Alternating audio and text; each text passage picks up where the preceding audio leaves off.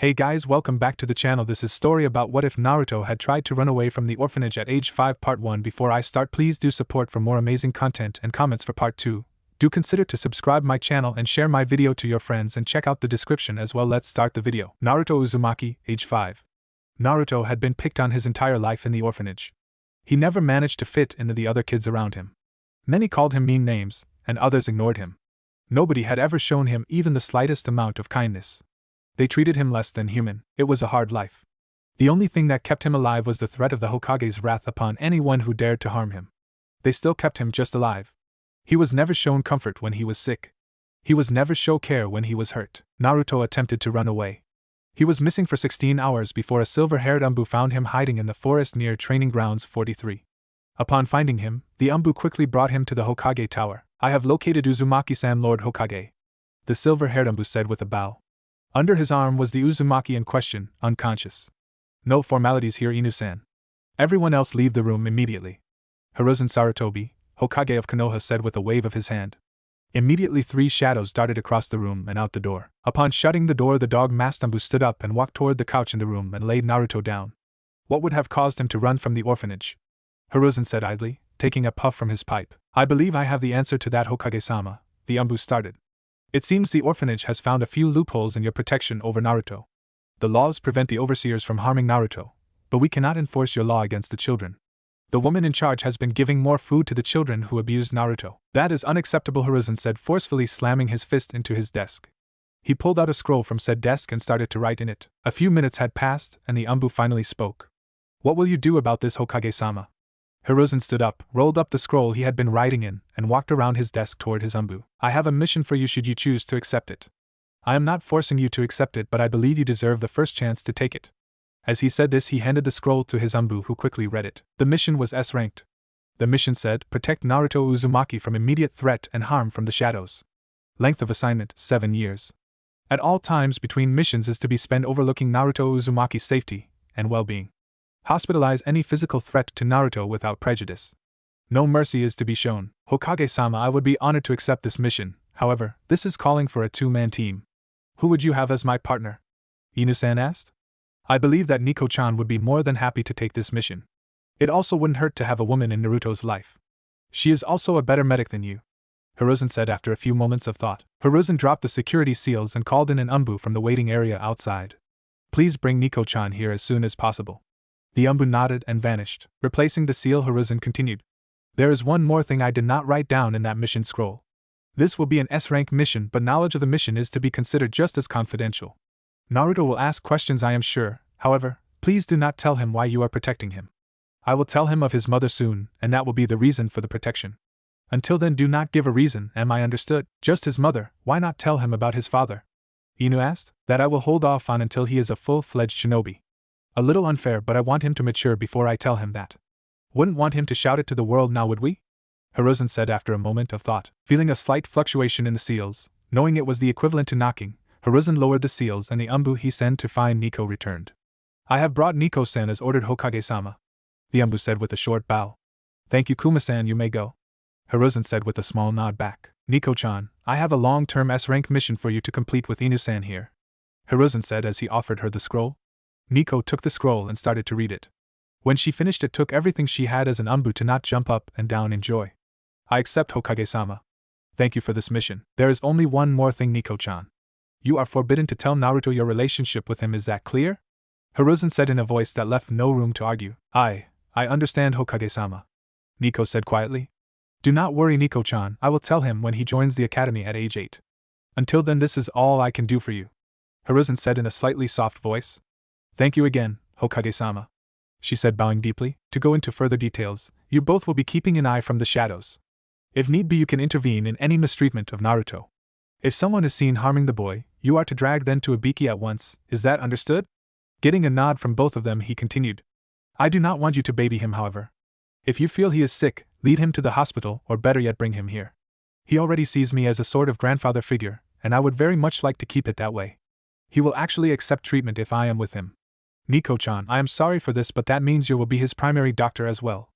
Is that all right?" Niko merely nodded before Hiruzen continued. "I also want you both to carry around a few of these seals," he said, pulling out a few tags. These will completely shut down any demonic chakra in Naruto if it ever becomes a problem. With these, the council has agreed to keep him completely my responsibility and are keeping their noses out of it. I would also like to keep it that way. Letting out a small sigh, the Hokage continued. Lastly, I would like a monthly report from the orphanage on any injury Naruto receives along with how his studies are going. He will most likely be joining the academy at age 8, and I would like him to at least be able to read going in. Taking one last puff from his pipe, Hiruzen finished. This is your mission for the next 7 years. One of you will be in his shadow at all times. If one of you would care to drop him off in his bed at the orphanage, then your mission will officially begin. Best of luck, and dismissed. Hiruzen said with authority and a smile on his face. Niko reached down to pick up Naruto and take him to the orphanage. On her trip there she realized that he was really skinny and was borderline malnourished. She would be looking into that as she listened in on Ibiki and the headmistress later that night. Naruto woke up just before the sun woke up back in the orphanage. He looked around and saw a small sandwich on his nightstand. He almost fell out of bed trying to cram the whole thing in his mouth. Naruto starting to panic when he realized that must have been another one of the kids' sandwiches. Getting ready to run away, he saw no one else was awake. Sitting back down, he tried to figure out why he was back here. I thought I got away, Naruto told himself before slumping back down. It was a few minutes later when some of the kids started waking up and walking around. Soon after, Naruto's best friend Tenten tackled him, crying into his shoulder. Where were you last night? I was so worried, I thought you got kidnapped. Tenten said in between sobs. I'm sorry, Tenchan, I got lost walking around and didn't get back until really late. Naruto lied lamely. Tenten could tell he was lying, but the look he was giving her, she just couldn't bring herself to ask what really happened. She decided to drop it, and started to walk him toward the dining hall. After a few weeks of Tenten keeping a closer eye on Naruto, he finally broke down, and told her that he tried to run away. Why would you run away from here, Naruto-kun? She asked. She knew that the other kids picked on him, but he always seemed to bounce back and never let it bother him. She couldn't think of a reason for him to leave. I just wanted to get away from here. Everyone is mean to me and I don't want to get beat up anymore. Naruto said, looking at the floor. But we are friends, right, Naruto-kun? Please don't run away. You are the only friend I have made here. Tenten said with tears threatening to run down her cheek. Naruto might only be 5 years old, almost 6. But he was mature enough to not like it when those precious to him were distressed. I'm sorry, Tenchan. I shouldn't have left like that. I just couldn't take the hitting anymore. Are you still mad at me? Naruto asked, staring at the ground. Tenten really did like being around Naruto. He was really nice and fun to play with. She also didn't really have anyone else she could call her friend. No, I just wish you would have talked to me about all this sooner. I didn't know half of what everyone was doing to you. She told him, looking at the floor with him. Can we just go play? I can't sit still this long. Naruto said, hopping to his feet and offering his hand to Tenten. Sure, let's go. Tenten said, grabbing his hand and standing up. When she got up, Naruto didn't let go and began running with her to the playground. Tenten blushed just a little bit. No one had ever held her hand before, and she was glad it was Naruto. Their playtime was short-lived, however. After keeping an eye on the swing set for a few minutes, a swing finally became available. Naruto offered it to Tenten and he pushed her on it. Tenten had a smile on her face that could have blinded Mato Guy. His smile was quickly ruined when a large rock struck her in the head. After getting hit, she fell out of the swing and landed on her back.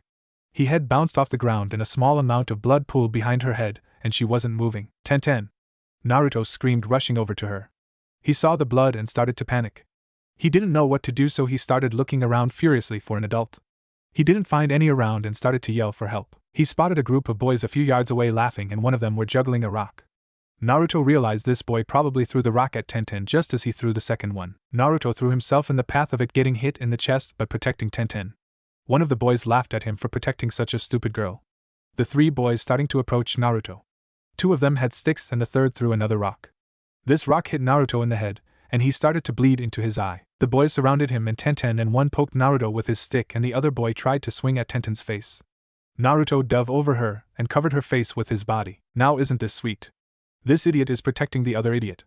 It must be spreading. As he finished, he swung and hit Naruto again and again. Naruto wanted to protect Tenten and would not leave her no matter what. It was when one last hit to the head made Naruto's arms give out, and he collapsed, that he heard a faint yell in his head. To damn pathetic GKI. Stand and fight. After hearing these words, Naruto couldn't feel the pain anymore. His eyes snapped open and all he could see was red. A boy had just kicked him in the side and pushed him off of Tenten, and was about to hit her when he lost it. Niko was in the office with the headmistress of the orphanage while this was happening. She was gathering her report on Naruto's wellness and education just like she did at the end of every month. As always, Naruto had been in good health. The fox made sure of that. What bothered Niko was that he was falling behind in his studies. According to the headmistress, Naruto constantly fell asleep during lessons. Niko had peeked in a few times and yes, he fell asleep often. She would tell the Hokage, but other than that wouldn't be able to do anything. She was just about to finish up when she felt it. The nine-tailed fox. It had been a few years, but she knew that feeling. She sprinted out the door and rushed toward the feeling. Both her and Inu had been given a few demonic chakra seals by the Hokage. She needed to get there fast before anyone else made it. Last thing, she wanted to see what Naruto killed by a trigger-happy Chunin. Naruto, after seeing the stick descending on Tenten, he jumped up and grabbed it. With the fox's chakra running through him, he shattered the stick on contact. He rammed the jagged stick through the boy's shoulder and turned to the other two. The boy that had the other stick dropped it and fainted. The other boy managed to yell and throw the rock in his hand at Naruto. He caught it and threw it back with enough force to shatter upon contact with his head. The shards of the rock dug into the boy's eye and destroyed it completely. He made it 3 steps backwards before Naruto was upon him again, slashing at his face with his claws. Niko saw Naruto glowing with a faint red glow, and saw him tackle the third boy. She flashed to his side and grabbed his wrist and slapped the seal to his forehead. Naruto went limp in her arms and she laid him on his back. After checking him over with Shosenjutsu, he started to come back to the point he could understand what was going on. His eyes snapped open and he shot straight up and looked at Tenten before screaming for her. He managed to crawl to her before Niko put a hand on his shoulder, telling her that she would be okay. Naruto looked at her and started to cry before plopping his head into her lap, thanking her until he passed back out. Stroking his hair affectionately, she laid him down on the ground and finished the healing of Tenten and stabilizing the other boys. It was then that a squad of Anbu led by the Hokage dropped and surrounded them. "Niko-chan, what is everyone's condition?" the Hokage asked with authority. "Naruto is stable and suffered severe bruising along his back and ribs along with a mild concussion. This girl has a concussion as well and lost a lot of blood for such a small wound. These boys, this one went into shock with a hole in his arm. He is fairly stable now but needs to be rushed to the hospital. This boy just fainted, he is fine. However, this boy is still critical. His skull has a small fracture just above his left eye. The left eye is completely gone. I stopped the bleeding that I could, but if he doesn't get to the hospital in a few moments, he will most likely die. I am a combat medic, not a surgeon, Hokage-sama." Nodding grimly, he ordered his Anbu to transport everyone but Naruto to the hospital. Niko scooped up Naruto and started heading to the Hokage Tower with Hiruzen. Entering the office, Hiruzen showed visible worry before activating the security seals. "He will be alright, right Niko-chan?" Hiruzen asked with heartbreak all over his voice. "Of course, Hokage-sama. I deeply regret failing my mission. I was lost in thought over Naruto's monthly report that I let my guard down." Niko bowed deeply, her voice nearly cracking with guilt as he glanced at Naruto. "Humans are not perfect, Niko-chan. You were able to prevent the worst of it at least. The council will be throwing a fit after this, however. I fear they will call for the boy's head. I really do not wish to find a new council." After saying this, Hiruzen sat in his chair roughly and pulled out a bottle of sake and 2 cups from a compartment in his desk. Motioning Niko over, he began to pour. "I could really use some of this, and drinking alone is never quite as fun," Hiruzen said, taking a drink. Niko followed suit and was shocked at the quality. "Is this from Jiraiya-sama?" Niko asked, obviously shocked. Hiruzen just chuckled and nodded. He didn't share often, but now was one of those times. It was a quiet hour between Niko and Hiruzen before Naruto awoke in a panic, shooting up from the couch shouting out for Tenten. He made it 2 steps before he wobbled and fell to his knees and vomited in the middle of Hiruzen's office. Niko rushed to his aid and sat him down, running her Shosenjutsu over his head. He started to relax soon, with Niko telling him that Tenten is in the hospital getting treatment and would make a full recovery. After calming down, Naruto finally realized where he was. He turned around and saw Hiruzen smiling at him. He tilted his head down a little before saying, "I'm sorry about puking on your floor, Gigi. I didn't mean to, honest." Hiruzen chuckled softly at Naruto's apology. "It's nothing, Naruto, just take it easy and try to feel better. I understand you stood up to some bullies and took quite the beating. Mind telling me what happened?" After Naruto told the story, how he tried to protect Tenten and started seeing red before he fainted, Hiruzen sent him to stay the night with Niko. He thought long and hard on it, and decided he would have to get the seal checked by Jiraiya, and soon. He did not think the seal was weakened. He knew the jutsu that was used to make it, and he couldn't imagine it breaking. However, a second opinion would probably be needed. The council would definitely call for blood if he didn't. Before heading to bed, he left a clone to read over as many laws regarding orphans as he could. Making a note of it as he went, he would need all the info if he was to deal with the council in the morning. Morning came way too early for Hiruzen as he gathered the council. His headache was already a mile wide and the meeting hadn't started yet. "What have you called us for this early, Hokage-sama?" a civilian council member in their early 30s said first. "I am sure that some of you felt the disturbances that occurred late yesterday afternoon." Several of the shinobi council members nodded, and he continued. Naruto Uzumaki and his friend Tenten were attacked by 3 boys in the playground yesterday. Are you telling me this meeting is about a playground brawl? What are we wasting our time here for? Another young civilian council member asked. Hiruzen spiked some killer intent and slammed his fist on the table. You know why this is important, and yet you think it is of no concern. Get the hell out of here. You are obviously not qualified to be on this council if you do not understand the problem at hand here. The Hokage shouted at the councilman. The councilman was shaking and tried to open his mouth to reply, but before he could, he found a kunai impaled into the table in front of him. Now! Hiruzen yelled at him. After the councilman stumbled out of the chamber, and the seals were replaced, the meeting continued. Hiruzen was already happy with its progress. Getting rid of a member of the civilian side put numbers with the shinobi. As I was saying, Hiruzen started. Naruto and his friend were attacked by 3 young boys. All from the same orphanage. When the headmistress was questioned, she revealed that she had told the kids to harass young Tenten. Because she did not tell them to attack Naruto directly, she was not beheaded where she stood, is instead serving out a life sentence for child abuse. This leads me to the purpose of this meeting. There is now an orphanage without a headmistress. This leaves 36 children without a home. Other orphanages within the village are exceeding max capacity as well. I will ask everyone within the council if they or anyone they know would be able to take over the orphanage, or even adopt some of these children. The civilian council just stood there and waited. There were some murmurs between the shinobi council about members that would be willing to adopt.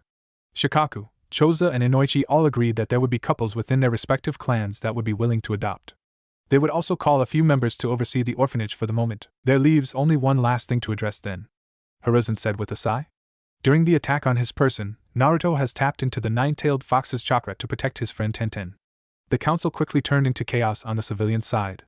Silence, Hiruzen shouted, getting everyone to shut up. Enochi, I would like to ask you to take a look at Naruto's mind and make sure he is not influenced by the fox.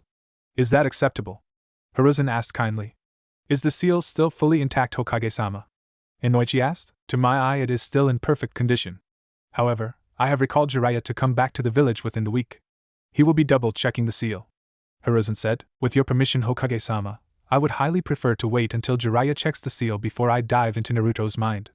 I will, however, begin simple therapy as soon as you wish, replied Enochi after a moment of thought. This is acceptable, Enochi, and thank you. I would like to have you meet with Naruto later today. He is still resting at this time, and I will call for you when he is up for it. Nodding, Enochi accepted. You cannot be serious, Hokage-sama. This demon just attacked and nearly killed 3 civilian children. It is obvious that the Kyuubi is beginning to slip through the seal, and the boy must be executed at once. The councilwoman representing the civilian schooling system yelled. Hiruzen sighed. Civilians really did not know anything about the shinobi arts. I understand why you would think that, but this, however, this is a matter concerning shinobi affairs, and the civilian council was not called for this part of the discussion. I had hoped that the civilian council would have insight to help resolve the orphanage problem, but, again, my shinobi council has already solved that problem. If that was all you had to say, then shut up and listen before I eject you all and change this from a council meeting to a clan head meeting. He is a civilian, therefore we reserve our right to be involved in this matter.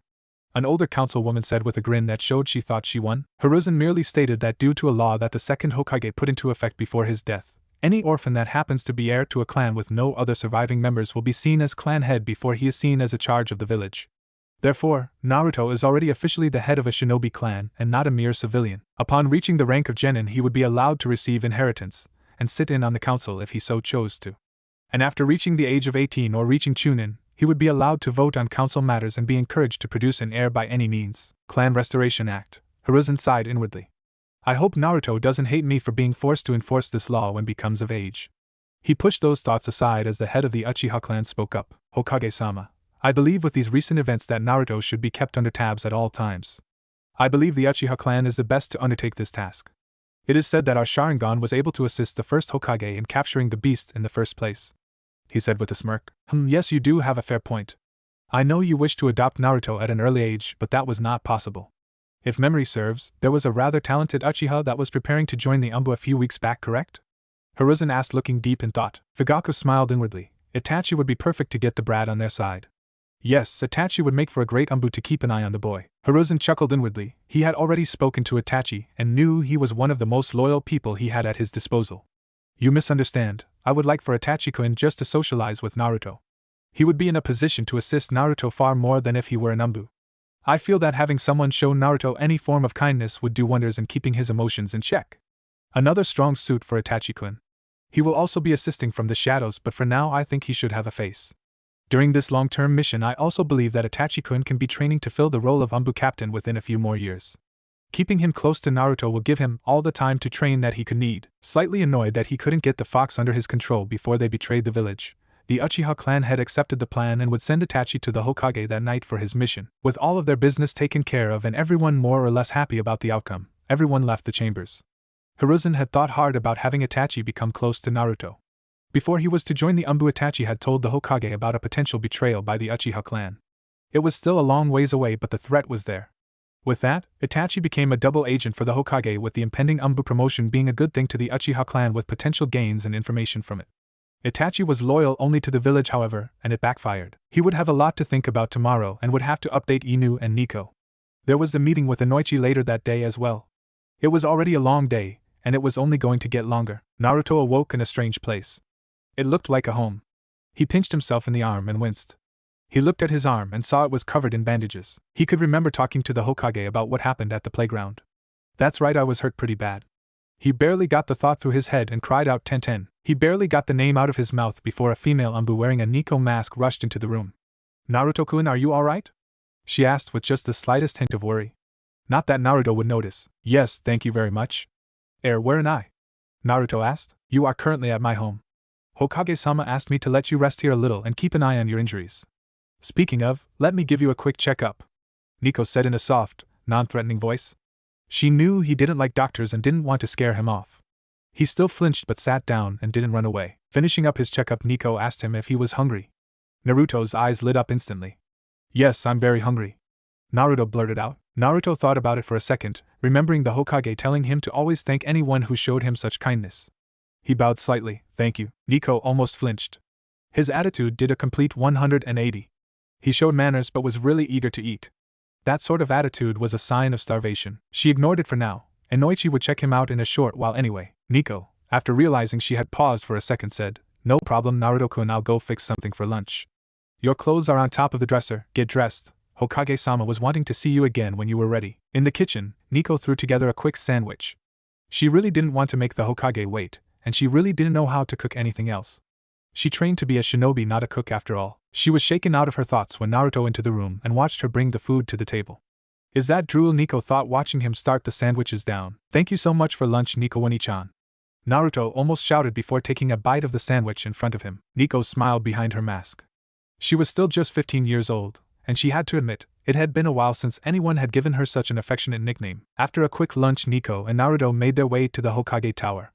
Upon reaching the tower and finally getting to see the Hokage, Niko and Naruto both stood before him. Hiruzen could see at a glance Naruto was in much better health than last night.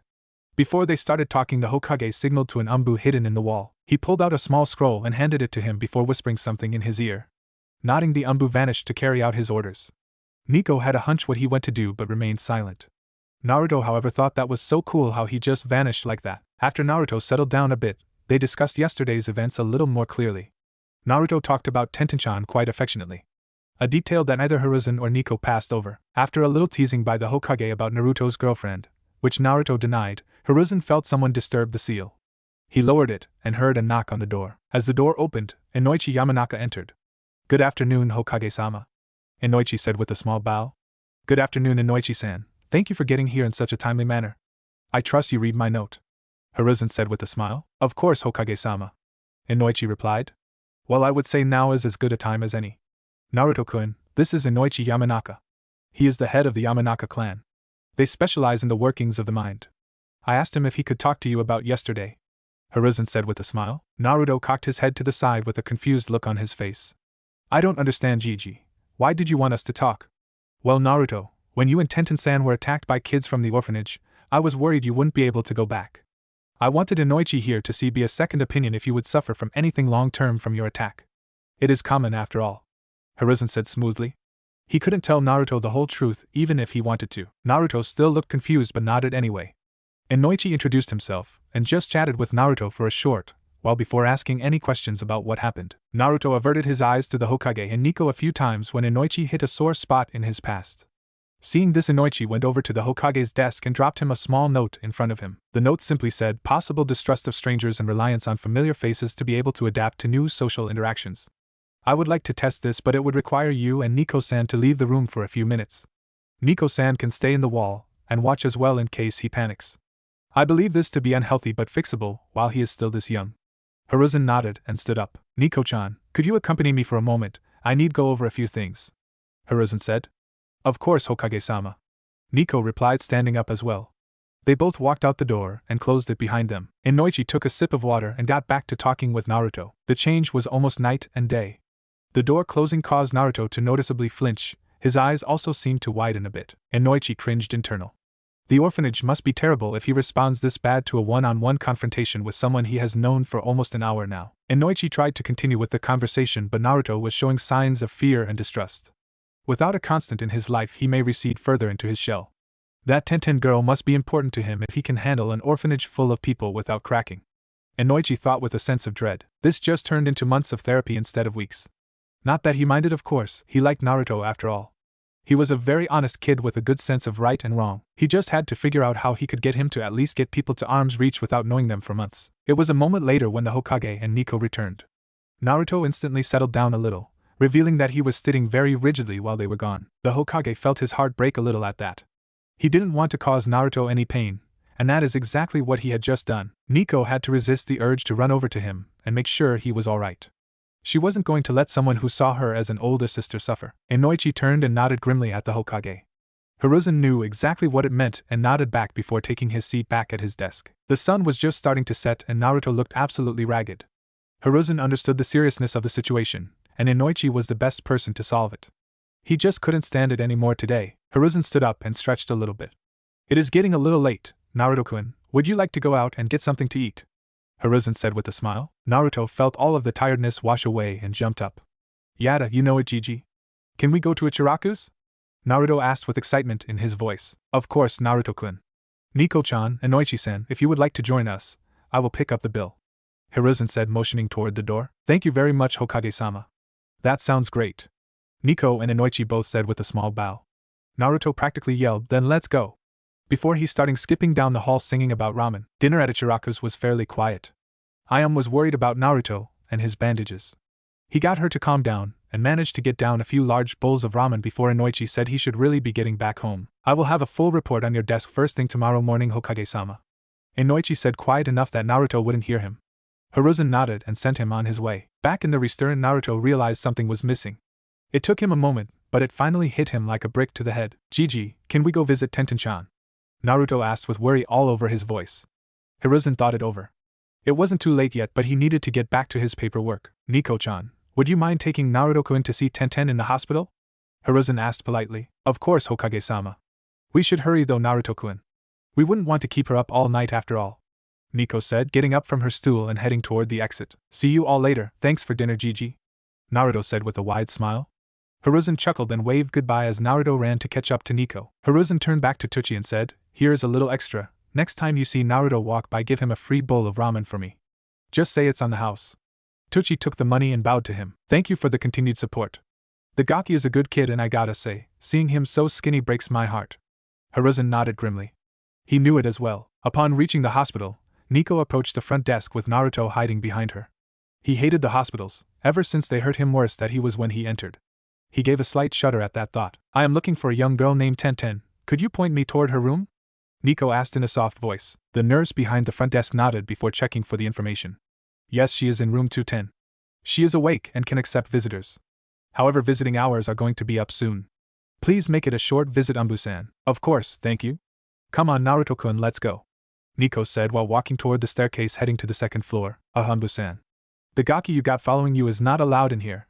The receptionist said with venom dripping from her voice. Turning to stare the woman down, Niko saw the pure hate in her eyes. And why is that? Niko asked, the threatening tone very noticeable to the poor woman. The receptionist gulped. He is a menace and his kind will not. That is as far as she got before Niko slammed her fist on the desk. That is not your call to make. This hospital was founded by the Senju clan and in the absence of Lady Tsunade, Hokage-sama has been charged with its upkeep. You will be silent and get the notion that you can turn away anyone you want out of your head, or I will see to it that you find an early and permanent retirement. Do you understand? Niko said with promises of pain and suffering all over her voice. The woman behind the desk's legs started to wobble, and she then peed herself from the pure killing intent Niko was leaking. Niko turned around and softly said to Naruto. Well then, shall we go see your Tenten-chan? She said in a slightly teasing tone. Naruto was too dumbstruck to say anything and just nodded. Entering the room and seeing Tenten looking tired nearly broke Naruto's heart. I should have protected her better, Naruto thought with his head starting to stare at the floor. Niko saw this and guessed what was going through his head. She gave him a slight nudge and coughed, getting Tenten's attention. How are you feeling, Tenten-chan? Naruto asked quietly. Tenten stared at him in shock for a moment. Naruto-kun, what happened to you? Tenten asked with a lot of shock in her voice. Naruto flinched. Tenten sounded angry at him, and he didn't want to cause her to worry. I got beat up. It's okay though, I'm fine, honest, Naruto said, although not very believably. Naruto-kun, Tenten started, finally noticing the Umbu staring at her. Why are you being escorted by an Umbu? Did you get in trouble? Nothing like that, Tenten-san. I was just the first one to respond to you and Naruto-kun being attacked. Hokage-sama asked me to make sure he doesn't get in any more trouble today, Niko said evenly. Tenten wasn't sure. The leader of the village asked one of the highest-ranked ninja to watch Naruto after a playground fight. Seemed fishy, but she was too grateful for her protecting Naruto to say anything. Niko idly glanced at Tenten's chart while her and Naruto chatted. She certainly got a nice bump on the head, but why wasn't she released this morning? Everything points to her having made a full recovery after treatment last night. I understand keeping her overnight, but 2 days for the possibility of a minor concussion. Something doesn't seem right here. After a few moments, Naruto and Tenten got quiet for a moment. Niko decided to just ask Tenten what the doctors told her about staying another night. Well, the nurse told me that I was ready to go home today. A bit later a doctor came in and said that they were waiting on one more test and it might take a while. After about an hour he came back and said that the results were bad and that I would have to stay again. Tenten said, kind of worried. That just confuses me further. The nurse would have had to get the doctor to sign off on her release forms. No matter how I look at it, they are keeping her for no reasons. The test they were waiting for was a blood test. It was completely irrelevant to her condition, Niko thought. She wanted to talk to the doctor about this obvious malpractice. She looked down and checked the name of the doctor before heading toward the door. I am going to go talk to the doctor. If the nurse said you were ready to be released, you shouldn't be stuck in here, Niko said as he left the room. Naruto and Tenten just looked at each other as she left. Naruto explained that she was a doctor too and if she thought it was weird, it was weird. Marching through the hospital, back to the front desk, Niko was deep in thought. There is something going on or this hospital needs some new, competent doctors. She made it to the desk to find a new receptionist sitting there. What can I help you with, Umbu-san? The receptionist asked. I'm looking for Dr. Morrow. Have you seen him? Niko asked, trying to sound as friendly as she could. Dr. Morrow might still be in his office. Head down the hallway here, you will see his nameplate. Can you tell him to come up front after you talk to him? The receptionist asked. At least this girl is professional, Niko thought. Sure thing. As she walked toward Morrow's office, she really didn't know exactly what she was going to say to him. She thought he was a quack at this point but really did not have any proof. Niko couldn't really figure out why this was getting her so worked up. Must have been the oath they took when she took some field medic training. When she finally got to his office, she noticed the door was open, the light was on, and he was nowhere to be seen. Shrugging, she turned back to the receptionist. Upon her arrival, the receptionist thanked her for telling Dr. Morrow to come up front. I didn't see Dr. Morrow. He wasn't in his office, Niko explained. That's odd, he said he saw you before he headed upstairs. The nurse explained, shrugging and looking back at her paperwork. Niko decided to just head back to Tenten's room and keep an eye out for Morrow. She got to the bottom of the stairs before she heard a scream. Back in the room, Tenten and Naruto talked a bit more about what they were going to do when she got out. Naruto said he would ask Gigi for some money to go get her some real food at Ichiraku's. This got Tenten to smile and it made Naruto feel like the sun was upon him. It was a few moments later that the door opened. Welcome back, Niko. Sorry, doctor, I thought you were Niko, Naruto said as he saw the doctor come in. Doctor, can I go back home? I feel fine, Tenten asked. Sorry dear, but you needed to stay put, the doctor replied with a lopsided grin. I don't understand, what do you mean? Tenten asked with a bit of concern on her face. The doctor began to chuckle darkly. Naruto took a step backwards. He felt like this doctor was glaring holes in him. You are close to this demon after all. It worked out well giving him a chance to visit, the doctor said, full on laughing at this point. Naruto took a step toward Tenten and put himself in between her and the mad doctor. The doctor pulled out a knife and Tenten screamed as loud as she could. Niko heard the scream and sprinted up the stairs and kicked in the door. What she saw was Dr. Morrow with a knife in Naruto's chest, pushing him against the wall. Tenten was trying to scratch his eyes out, but the man's left arm kept her at bay. Niko did not hesitate. In one swift movement she unsheathed her sword and lopped the man's right arm off at the shoulder. She grabbed him by the head and threw him backwards into the opposite wall. She dropped her sword and rushed to Naruto's aid. He had a 6-inch knife buried up to the handle in his chest. She knew at a glance it missed his heart. She threw a large smoke bomb out the window and detonated it, in hopes it would draw some more Umbu and hopefully another Umbu medic. Tenten was a wreck. She realized that she was used as bait to get to Naruto. She cried and screamed for Naruto. She saw him slowly falling asleep. Her young mind couldn't take the stress of what was happening, and she fainted. Niko was relieved when she fainted. It would make it a lot easier to focus. She had to keep Naruto awake at all costs. With this severe of an injury, if he passed out, the fox might try to take over. Naruto-kun, stay awake, you have to stay awake, she said frantically. She had removed the knife and began repairing what she could. It was going to be close, but he would survive.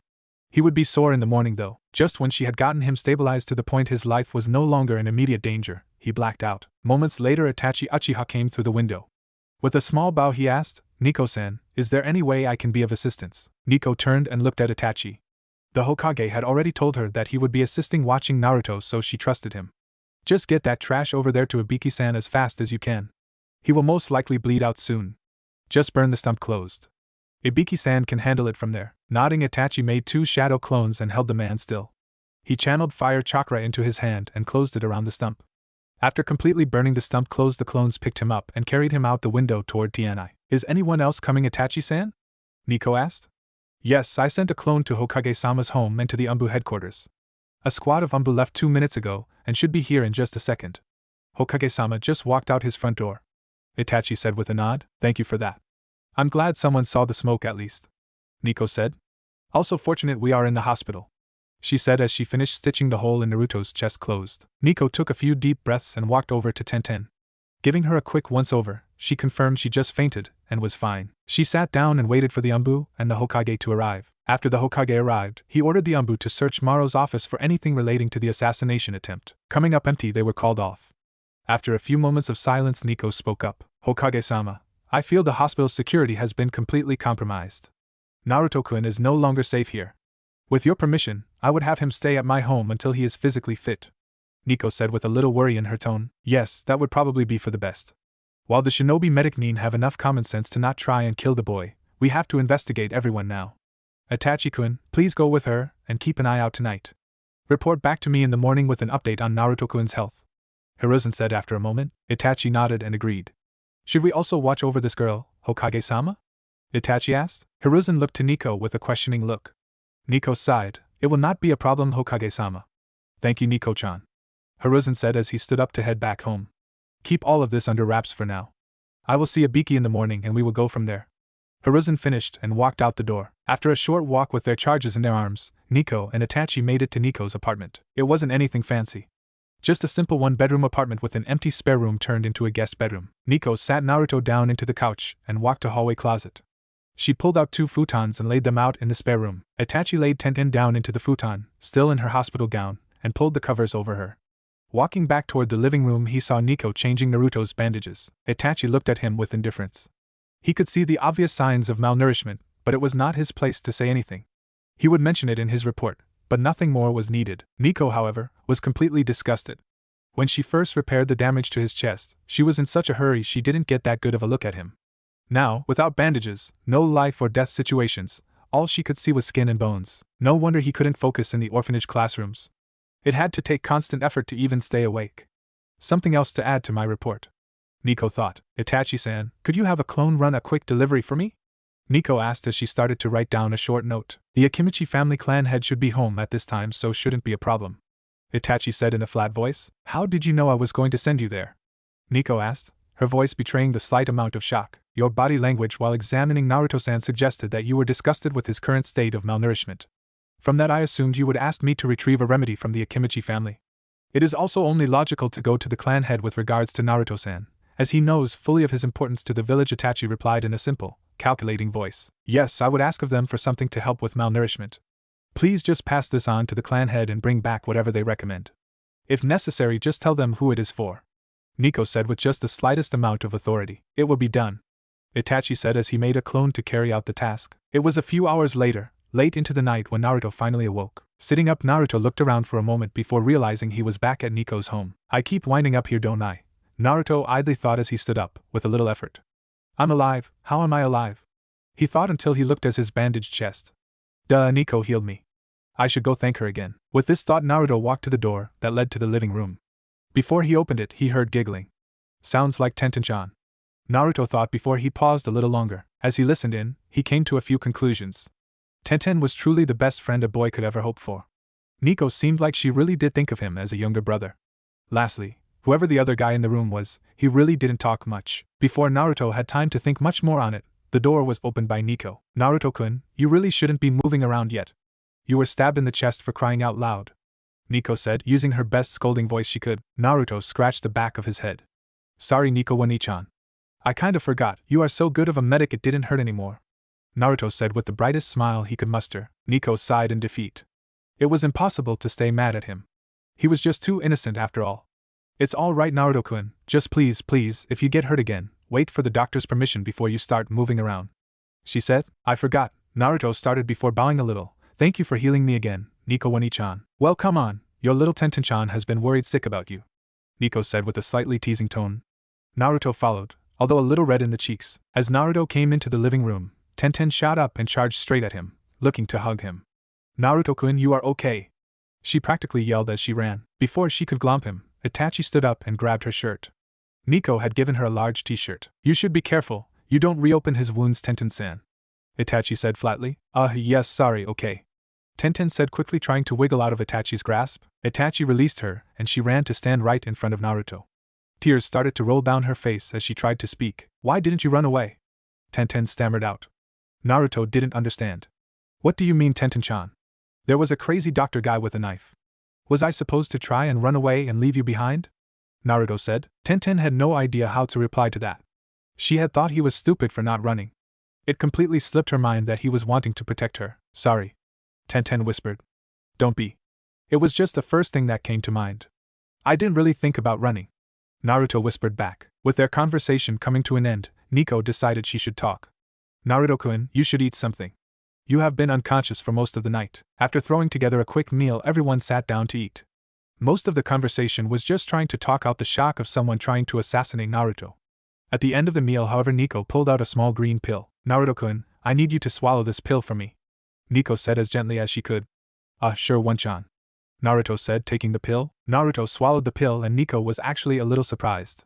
With how much he hated doctors, I assumed getting him to take medicine would be impossible. He must really trust me. It took a few minutes, but the pill finally started to get to work. Wani-chan, I feel a little funny, Naruto said as he grabbed his stomach. Deciding it was the pill, but still wanting to show that she would be there to assist, she walked over to him and started to check him over. Yes, Naruto-kun, it is the pill starting to work, she said softly, pausing to try and get the right words out. You are malnourished, Naruto-kun. The pill will repair your body, but it will take time. You are going to have to take one a day, for at least a month, she said. Wani-chan, what's malnourished mean? Naruto said, after he barely understood what Niko was talking about. Right, malnourished means you haven't been eating right. It will make you weaker when you grow up. That is what the pill is for. It should start to repair your body so you will grow up big and strong, Niko said in an almost motherly voice. Naruto understood the part of the pill making him big and strong. He still didn't understand malnourished, but the way he looked at it, Niko was looking out for him with the pills. Thank you again, Niko Wani-chan. You have helped me so much. Is there any way I can repay you? Naruto said with a bow. How the hell does he keep doing that? Niko thought in shock. One moment I feel like I am trying to get a kid to take his medicine, the next it feels like I just saved a full-grown man's life. More for the report, I suppose. Don't mention it, Naruto-kun, Niko said rather lamely. After a little more idle chatting, Tenten and Naruto started to fall asleep. Leading them back to the guest bedroom, Niko saw them to sleep. Returning to the living room, she sat across from Itachi. Well, Itachi-san, what are your thoughts on this? I cannot care for him 24/7 like this. There is also not an orphanage that can accept him anymore, Niko said, a little downcast. His ability to adapt to any form of stress is astounding. Add that with how mature he is capable of showing without any form of ninja training, I would advise an apartment to be set aside for him. There are laws in place for such an occasion, and it would make it slightly easier to keep in close contact without seeming suspicious.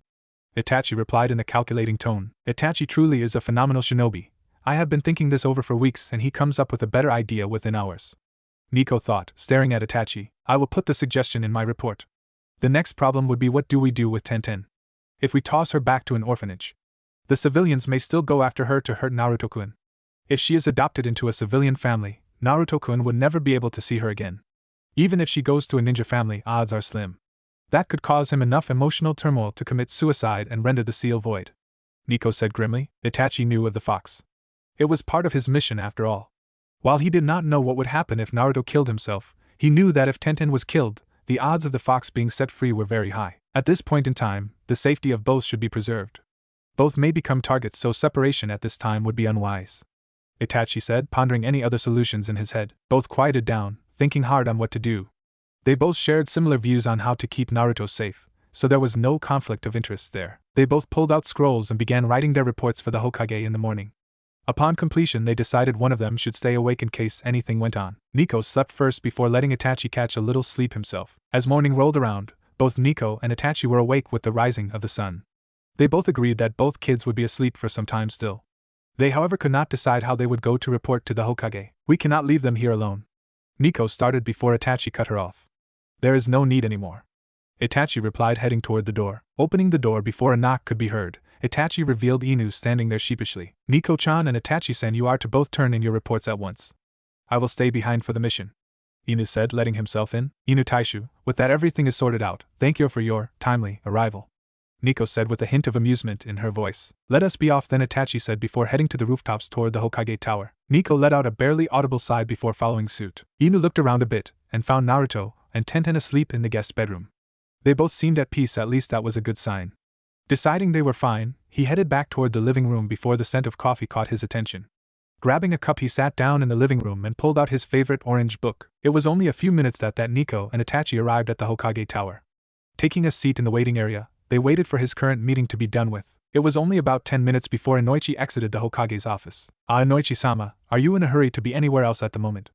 Niko said as she stood up. No, I do not have anywhere to be for at least another hour or so. What did you need, Niko-san? Enochi said as he stopped heading toward the exit. Well, we were here to give a report, and I believe your expertise of the mind may prove to be invaluable, Niko said evenly. Well, I can certainly listen in and give you my opinions if Hokage-sama allows it, Enochi said with a shrug. Thank you, Enochi-sama. Let's go ahead and begin then, Niko said as she knocked on the door to the Hokage's office. Enter, Hiruzen said through the door. Good morning, Hokage-sama.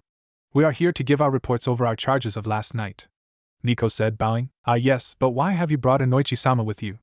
Hiruzen said skeptically. There may be some more mental issues than first thought. Enochi-sama agreed to give his input on such problems, Niko said. Very well, proceed, Hiruzen said, putting down the papers he was going through. It took a while, but eventually the meeting was over. They discussed how malnourished Naruto was and that they had already taken care of it. Enochi was needed for the odd behavior Naruto was displaying with near bipolar attitude. Enochi agreed to take a deeper look at him when Jiraiya was able to confirm the seal's integrity. Other topics were what to do with him and Tenten. First thought were to have someone adopt him. Enochi offered to take them both in, but the idea was shot down by Hiruzen. When Naruto was first born, it was decided that he could not be adopted into a clan. The main reasoning was that it would give a single clan too much power when he grew up. Another reason was they could not give the Uchiha a possible way to gain control of the fox. They were under enough suspicion at the time anyway. Also, if he were to be adopted, his own inheritance would be given over to whoever adopted him, and Hiruzen just flat didn't trust anyone enough with that. Enochi understood, if it was a little hesitantly however. From what Niko and Itachi's reports hinted at, Hiruzen decided it would be very important to keep Tenten and Naruto in contact in some form.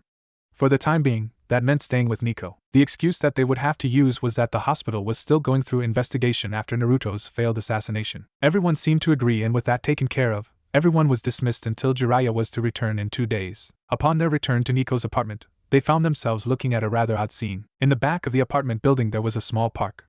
In said park, Naruto and Tenten were not playing on the swings or going down the slide. No, they were instead watching Inu show how to properly throw a kunai. Itachi understood that Naruto was going to become a ninja at some point, and by the time he was his age, he was already a shinobi. Training at this age was normal by his standards. Niko was a little more reserved. She had been trained at his age as well, but seeing him try to throw kunai made her a little nervous. Inu Taishu, what the hell are you doing? Niko asked sweetly. Well, little Naruto-kun and Tenten-chan saw the kunai on my leg and asked me about them. So I decided to throw a few. They thought it was really cool and wanted to learn how to do it, so dulled a few a little bit, and here we are, Inu said, rubbing the back of his head. Niko was about to argue when she saw Tenten grab a kunai and fling it straight into the tree she was aiming at. How long have you been at it, Inu Taishu? She asked a little less angrily. Well, I would guess I let them start throwing them about 20 minutes ago, Inu said, looking deep in thought. She managed to actually stick one into the tree after only 20 minutes. Add that to how bad Inu Taishu is at teaching, she might be a prodigy herself, Niko thought, completely missing Itachi walking past her to talk to Naruto. How is your training going, Naruto-kun? Itachi asked as straightforwardly as he could. Well, I suck at throwing them, Why would you throw a knife anyway? Naruto said, mostly to himself however. Itachi thought on it for a second. It was rather difficult for him to talk to such a young child that wasn't from a shinobi family. At least a living one. Well, if you practice enough, you wouldn't have a chance to get caught if you beat your enemy from a distance. Itachi said, the simplest thing he could think of. Well, I saw a ninja shoot a huge fireball before. Why not use those instead? Naruto asked innocently enough. Sadly, in this day and age, that seems to be everyone's thought process. Itachi said, with a slight downcast expression. No one would ever notice, however, because he didn't really change all that much. Let's say you can make 10 fireballs before you become tired. Itachi started. Now you can carry, say, 100 kunai. If you shoot one fireball, then everyone is going to know where you are at and chase you. Now if you hit them with a kunai, they wouldn't see or hear you and you would be able to stay hidden. Everyone seems to think that the flashier the technique, the better it is. I feel that is completely the wrong approach. I get it. So instead of just looking cool, being sneaky would be better. Naruto said with a bit of a grin. He may not have realized it just yet, but that was some of the best advice he would be getting in his career. Exactly, there is always a way to win a fight before it starts. By avoiding large-scale battle, many lives are saved. Itachi said, with Naruto eating every word of it up. Naruto went off on his own little world, dreaming of being a super awesome ninja, taking down hundreds of people at once, sneaking around with them never seeing him. He was broken out of his dream world when he heard Tenten shout out in joy. He snapped his head around to look at her and she was yelling, I did it! Pointing at the tree she was throwing kunai at. Naruto glanced at the tree to see 3 kunai sticking out of it. Naruto was happy for her but annoyed that he couldn't do it yet. Itachi didn't really have any thoughts about it. Niko was impressed with the girl's quick learning of how to throw kunai. Inu just smiled. He was such a good teacher after all. Very well done, Tenten-san, Inu said. Maybe I should give you a real target. Inu walked over to the tree she had been throwing at, pulled her 3 kunai out, and took a few steps back. Flashing through a few seals, he made a small earth wall. Pulling out a sheet of paper, he pinned it to the wall and started walking back to Tenten. There we go. That should make for a nice level 2 in kunai training, Inu said, giving himself a mental pat on the back. He should offer to train more people. Tenten narrowed her gaze at her new target and tossed her 3 kunai at it. The first hit the wall a little to the right. The second bounced off the paper. The third was just a little low. Inu was again impressed. He thought it would take her a few more hours to get her grouping that close to the target. When she came back to where she was throwing her kunai from, she asked Inu. Inu-san, if this is level 2, what is level 3? Inu stroked his chin. He was kind of kidding about the level 2 thing but figured he should go along. Level 3 would be doubling the distance of the throw, Inu said with confidence. What about level 4 then? Naruto chimed in. Smaller target further away, Inu said, simply running out of ideas. Well then, what is the hardest level? Naruto said, thinking he could do all of these easy enough. I can answer that. Itachi spoke up as he reached into his pocket and pulled out a small copper coin with a small square hole in the center. Think ancient Chinese currency. They'll put a description of the currency in this FIC at end of chapter. He closed his eyes for a moment, then opened them, revealing his Sharingan. Naruto and Tenten quirked their heads a bit at this but didn't say anything. Itachi then tossed the coin at the wall in front of them and tossed 2 kunai in that direction. He ricocheted the second kunai off the first and pinned the coin to the wall. Naruto and Tenten were standing there with their jaws dragging on the floor. Niko sighed. Inu was shaking his head. Did you really need to use your Sharingan for that? Itachi just nodded. Well, I wanted it to look easier than it is, so yes. Tenten and Naruto didn't get what they were talking about, so they asked what the Sharingan was. It is my Dijutsu, Itachi said as he activated his Sharingan. With these eyes I can see Chakra, copy jutsu and predict enemy movements to an extent. They are sent down the Uchiha bloodline, so only my family has them. Inu chuckled at the dry explanation and thought of showing the kids his Sharingan to mess with them. He decided against it for now. He was still an Umbu at the moment. That's so cool, Naruto said, still amazed. He was a little jealous if he had to admit it. They looked so cool after all and sounded strong. Tenten would agree they looked cool, but she knew that it wasn't the eyes that made someone strong. With enough practice you could do it as well. Just make sure if you want to become shinobi you take your training seriously. It would not be wise to take your future for granted when your training is the only thing between life and death, Itachi said grimly. Naruto rubbed the back of his head and Tenten just nodded. Well then, I had better get started now, Naruto said as he turned back toward the tree he was tossing kunai at. Well then, I think that's a fair idea. You're still under observation, so don't strain yourself too much. I'll be back in a bit, Niko said, as she left into the town. A day and a half passes rather quickly. Inu came by every morning and supervised Naruto and Tenten's kunai training. Naruto finally managed to get more of them to stick to the tree then bounced off. Tenten had managed to hit the smaller target more times than not. Inu was pleased with their progress. Day 3 and they were both showing a growing interest in being shinobi. They both were also showing devotion to training, something he saw a decline in the last few years. He devoted everything he had of his childhood to training and had a lot to show for it. but there were so many fresh genin that just did not seem to have that drive to advance quickly. If they both continued to take this as seriously as they are now, they could both hit Chunin at an early age. Ina thought with a smile in his eye. He had started them on their path and hoped he would be there to advance them further in it as well. Niko was pleased that in a few months, both Naruto and Tenten would be capable of protecting themselves from the stupidity of the civilian populace. Itachi has managed to get a bit closer to Naruto and Tenten as well. They both saw him as nice enough, if not a little odd overall. However, today wasn't to be as simple as the last two. Today Jiraiya was returning to the village to take a look at Naruto's seal. Niko knew that they were going to be talking about sensitive subjects, so she let Inu lead Naruto to the meeting. She had zero knowledge in Fuinjutsu, and while Inu only had a little, it was better he go overall. In the meantime, she decided to take Tenten on a shopping trip. They picked up some groceries and decided to pick Tenten up a new change of clothes. In the Hokage's office, Naruto had just been introduced to Jiraiya. They talked for a few minutes before getting down to business. Okay Naruto, as you know I am known as the greatest Fuinjutsu master of the village. The reason Sensei asked me to talk to you is that a few days ago you were attacked and managed to save yourself with an unknown power, correct? Jiraiya asked sternly. Naruto started to sweat a little but nodded nonetheless. Jiraiya continued. Well, I honestly don't know how to sugarcoat this, so I'm just going to say it. The power that saved you was the power of the nine-tailed fox that has been sealed inside you since you were born. Seeing Naruto start to shake, he decided to just hurry up and skip the history lesson. When the fourth Hokage defeated the fox, he could not kill his till he sealed it. The strongest seal he knew had to be placed on a human. If that human was not exceptionally young, it would have most likely killed whoever it was placed on. With that in mind, you were the only child born that day, and it was sealed in you. Jiraiya said, softening his voice a bit. It was a lie, but it was close enough to the truth that it got the point across. So I am the nine-tailed fox? Naruto said, looking completely broken at this point. No. Jiraiya said bluntly. Jiraiya pulled out a small scroll and unrolled it onto the floor. He pointed to the center of it. This is a sealing scroll. It is quite similar to the seal you have, although quite a bit weaker. Jiraiya explained as he pumped some chakra into it. As he pumped chakra into it, two small orange books appeared in the middle of the scroll. While the scroll represents you, these books represents the fox. Do you understand? Jiraiya asked. Naruto just looked at him a little confused and still a little depressed. Jiraiya sighed and resealed the books before throwing the scroll at Naruto. Hey, why did you throw the scroll at me? Naruto asked, rubbing his throbbing head. What are you talking about? I threw some books at you. Jiraiya said, feigning ignorance. This isn't a bunch of books. Naruto said, waving the scroll around for added effect. Well then, do you get it now?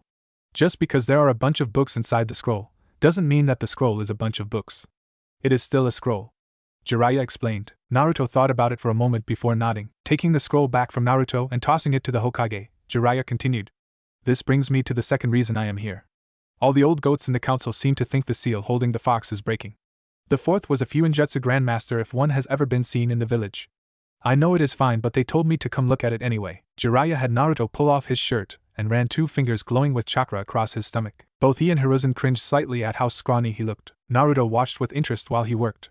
He saw the seal show up on his stomach as Jiraiya inspected. After checking it over and taking a few notes, Jiraiya walked over to the couch and took a seat as he started reading through his notes and comparing them to some information he had with him. After a few moments, Jiraiya stood up and walked back to Hiruzen's desk. He stood behind it and laid out his notes before him. From what I can tell, Minato preformed the Shiki Fujin to pull the soul of the fox and place it in Naruto. Afterwards, he placed the Hack no Fuin Shiki over it to completely seal the fox's chakra. The way he built it, though, suggests he wants Naruto to slowly become adapted to the chakra over time. Jiraiya said. What do you mean, Jiraiya-kun? Hiruzen asked. He knew both seals. He was not so familiar with the Hack no Fuin Shiki, however. Well, it looks like he has the seal set to slowly leak the fox's chakra into Naruto's chakra network. I mean very slowly.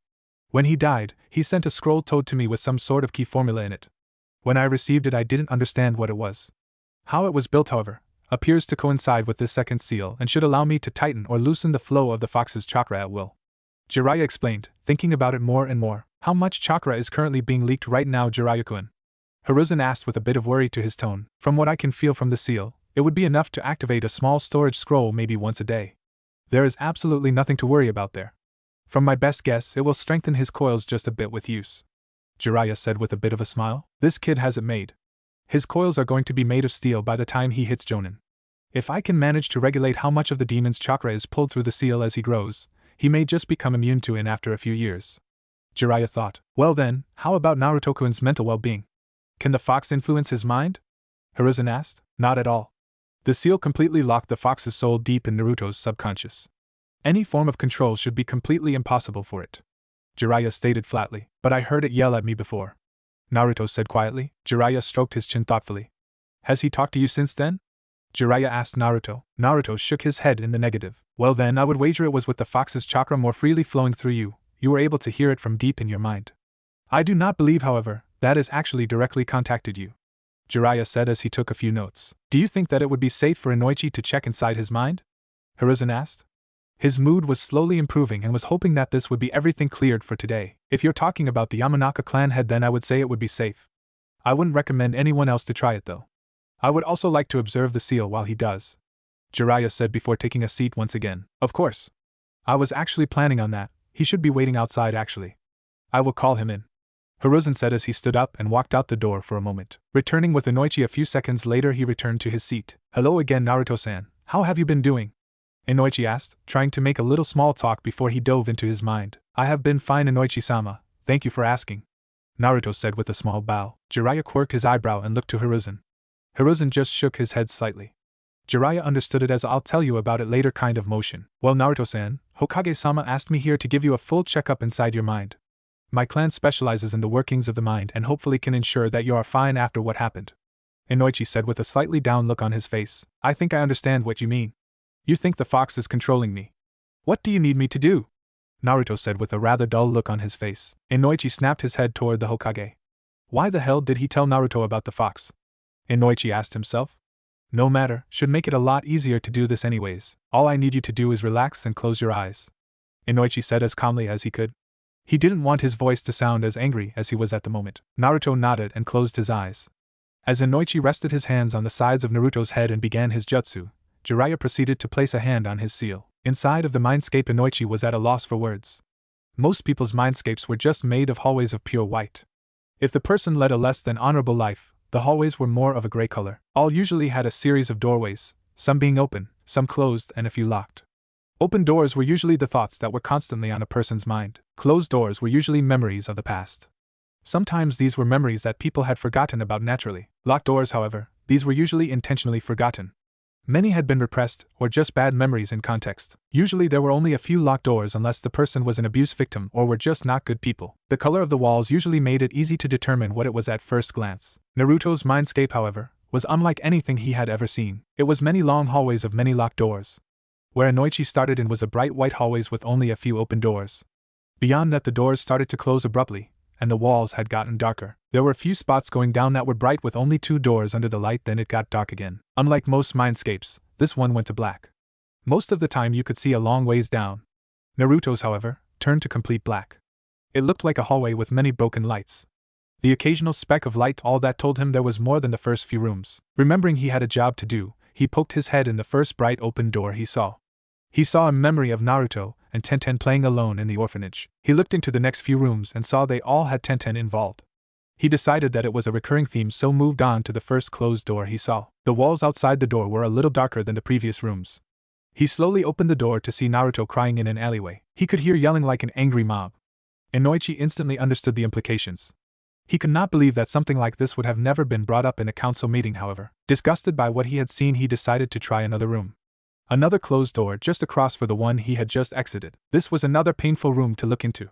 It was simply Naruto laying in the hospital. His first hope was hoping for the best. Perhaps it was an accident. I don't understand how it is still alive. Of course the demon wouldn't die from poison. Why don't we just unplug him? The Hokage himself brought the demon in. He knows who is on call. None of us would make it out alive. Naruto was shaking from hearing these voices outside his room. Enochi was about to leave now and destroy the hospital himself. He knew, however, this was only the first few rooms that were still only gray outside of them. As he poked his head down further down the hallway, there were still so many horrible rooms. Everything from villagers tripping him as he walked down the road. Kids throwing rocks at him. Parents praising their kids for throwing rocks at him. The kids from the orphanage stealing his food. The glares and whispers everywhere he went. When he finally made it down to the darkest part of his mindscape, he could hear a voice. It was nothing but a whisper, but it felt like it was right on top of him. He couldn't help but imagine that it had to be the QB. He could feel himself being pulled further and further down the hallway, past many black doors with several locks. Part of him knew the fox was doing it, but another part of him trusted Jiraiya to disrupt his concentration if the fox was influencing Naruto. He soon found himself seeing a small orange glow at the end of the hallway as if there was a fire. He kept approaching, feeling the slight weight pressed upon him get worse. He trusted Jiraiya inexplicitly, so he pressed on. Upon reaching the room at the end of the hallway, He could see that it was an open room. Enochi knew this was important but didn't say anything just yet. So, you actually entered this room. You are quite a strong-willed human, Enochi. The Kyuubi said in a very bored and tired tone. I thank you for the compliment, Kyuubi-san, Enochi said with a deep bow. He knew this was a horrible idea, talking so casually with the nine-tailed fox. But he needed to try and understand the Kyuubi if he were to help Naruto. Kyuubi-san, is it? It seems the Yamanaka family has really fallen in these last years. They were far more refined in the past, maybe less courageous, but still more refined. The Kyuubi spoke in a cold tone. My apologies. Do you have a name you wish for me to call you by? Enochi said, sweating a bit more now. If he pissed the Kyuubi off, he very well may get crushed being this close to its cage. The Kyuubi quirked its head a bit. You are not worthy of knowing my name. Lord Kyuubi would suffice. I would, however, caution you of thinking of me as it. I may have been born without a gender, however I identify as a male. Make sure not to forget it. My apologies again, Lord Kyuubi. Enochi said again. He was getting even more nervous now. He was sure he had never called the Kyuubi in it. Somehow he had known he had though it. Yes, your clan in particular are always surprised when you come across another who can read minds. Never ceases to amaze me when a clan with an ability sees someone else do the same thing. Such ignorance. However, these topics are growing tedious. What did you come here for, Yamanaka? The Kyuubi said in a rather annoyed tone. I was tasked with discovering if you were properly sealed within Naruto-kun. There have been many concerns about the stability of the seal and if... Enochi said before he was cut off. Yes. You want to know if the big, bad Kyuubi no Yoko is messing with poor little Naruto-kun's head. Do not try to waste my time, Yamanaka. What is it that you are really here for? Kyuubi said, his tone announcing he was approaching the end of his patience. I am here to find out if you hold the power to influence Naruto-kun. Enochi said with as much confidence as he could. He was sure that the Kyuubi could not influence Naruto's mind. If he could, he never saw any evidence anywhere. He also wanted to know if the Kyuubi was wanting to harm Naruto. The Kyuubi just stared Enochi down. Enochi just flinched slightly. I also wanted to know if you were trying to intentionally harm Naruto or not. He said quietly. You humans are able to just speak your minds. To give you my answer, no. If Naruto were to die, I would also be dead. For a while at least. The Kyuubi said. While I am stuck in here, Naruto is my jailer. He is a direct representation of myself. If he is weak, then I appear weak. If he is strong, then I appear strong. Why would I try to weaken him at all? The Kyuubi said, as if it was the simplest thing in the world. Enochi was blown away. Everyone was concerned for the Kyuubi breaking out or trying to posse's Naruto. The Kyuubi seemed far more intelligent than he was led to believe before he came to the mindscape. As for possessing Naruto, the Kyuubi said, as he knew what Enochi was thinking about. If I were to posse's him, what do you think the odds of him surviving afterwards? 0. Enochi said, looking at the ground in front of him. Exactly. Now then, I grow tired of these ignorant conversations. Try telling the bumbling idiots you call leaders to read a book next time. I would recommend leaving this mindscape now before I forcefully eject you. The Kyuubi said, laying his head down on his front paws. Yes, thank you for your time, Lord Kyuubi. Enochi said with a bow of his head before fading out of the mindscape. Stupid humans. The Kyuubi said once more before closing his eyes. Back inside the Hokage's office, Enochi removed his hands from Naruto's head and stepped back to sit on the couch. After a moment, the Hokage spoke. Is everything all right, Enochi-sama? Hiruzen asked. Relatively speaking, yes, Hokage-sama. Enochi said, his face a little pale. After another moment, Enochi flashed through a few hand signals. Hiruzen understood. He was signaling something akin to an S-ranked secret. He would have to send Naruto home. Naruto, how are you feeling? Hiruzen asked. I'm okay. A little tired is all. Naruto said quietly. Well, I suppose you should get some rest then. Hiruzen said as he called for Inu to come back in. With Inu escorting Naruto back to Niko's home, they could begin the report. Okay, Enochi, spill it. How much control does the Kyuubi have over Naruto? Hiruzen asked with authority in his voice. I honestly could not tell. It appears that he could control Naruto if he wanted to. However, no one appears to have realized that the Kyuubi was far more intelligent than anyone gave him credit for. Enochi said, elaborate. Hiruzen commanded. In the brief time I talked to the Kyuubi, he expressed that he had talked to another Yamanaka before. He appeared to be insulted when I called him Kyuubi-san. He was also able to read my mind. Enochi said before Hiruzen stopped him for a moment. You're telling me that the Kyuubi was able to read your mind? Hiruzen asked, quite shocked himself. Yes. He was also seemed to be rather bored. I might be assuming too much, but he seems to hold no ill will towards Naruto. He sees him as a representation of himself. Since he is sealed within him, he sees no point in weakening him, and thus making himself look weak. Enochi stated simply. Jiraiya-kun, did you notice any fluctuations in the seal? Hiruzen asked. No. The seal seemed completely fine. There was the constant trickle that was always there. Nothing out of the ordinary. Jiraiya said, rather bored overall. He had trained the 4th Hokage in Fuinjutsu in the beginning and he was skilled enough to understand just how proficient he was at it. The QB also told me that if Naruto were to die, he would die as well. At least for a little while. Enochi said, well, with that the fox cannot escape the seal. Naruto would die far before he managed to escape. You asked for me to check the seal. With what Enochi has said and what I know on the subject and plus how good a seal the 4th chose, I would say the seal is perfectly fine. There is absolutely nothing to be worried about. That is my answer, tell the council. I'll be at my apartment. Jiraiya said before leaping out the window, not bothering to stop Jiraiya. Hiruzen just sighed and leaned back in his seat. I'll call a council meeting later tonight. Please just write everything you found out down. I'll read it before the meeting. Hiruzen said, one last thing, Hokage-sama. Naruto appears to have been subjected to several forms of harassment from the civilian populace. There was also several attempts made by hospital staff to kill him whenever he was admitted. Enochi said before nearly falling over with how much killing intent the Hokage blasted out. Enochi, send my apologies to your wife and daughter. You will be stuck with some overtime in the coming days. We have a hospital to clean up. Hiruzen nearly shouted. Enochi simply nodded and stood to leave. I fear the villagers have done far more damage than the Kyuubi had ever done to him, Hokage-sama. I pray that Ibiki does not hate me for how much work we will no doubt send his way. He said as he walked toward the door, stopping before he opened it. I am unsure, but in a person's mind, when a door is open, it means that person wants it to be open. The door that led to the Kyuubi's cell was left open, Hokage-sama.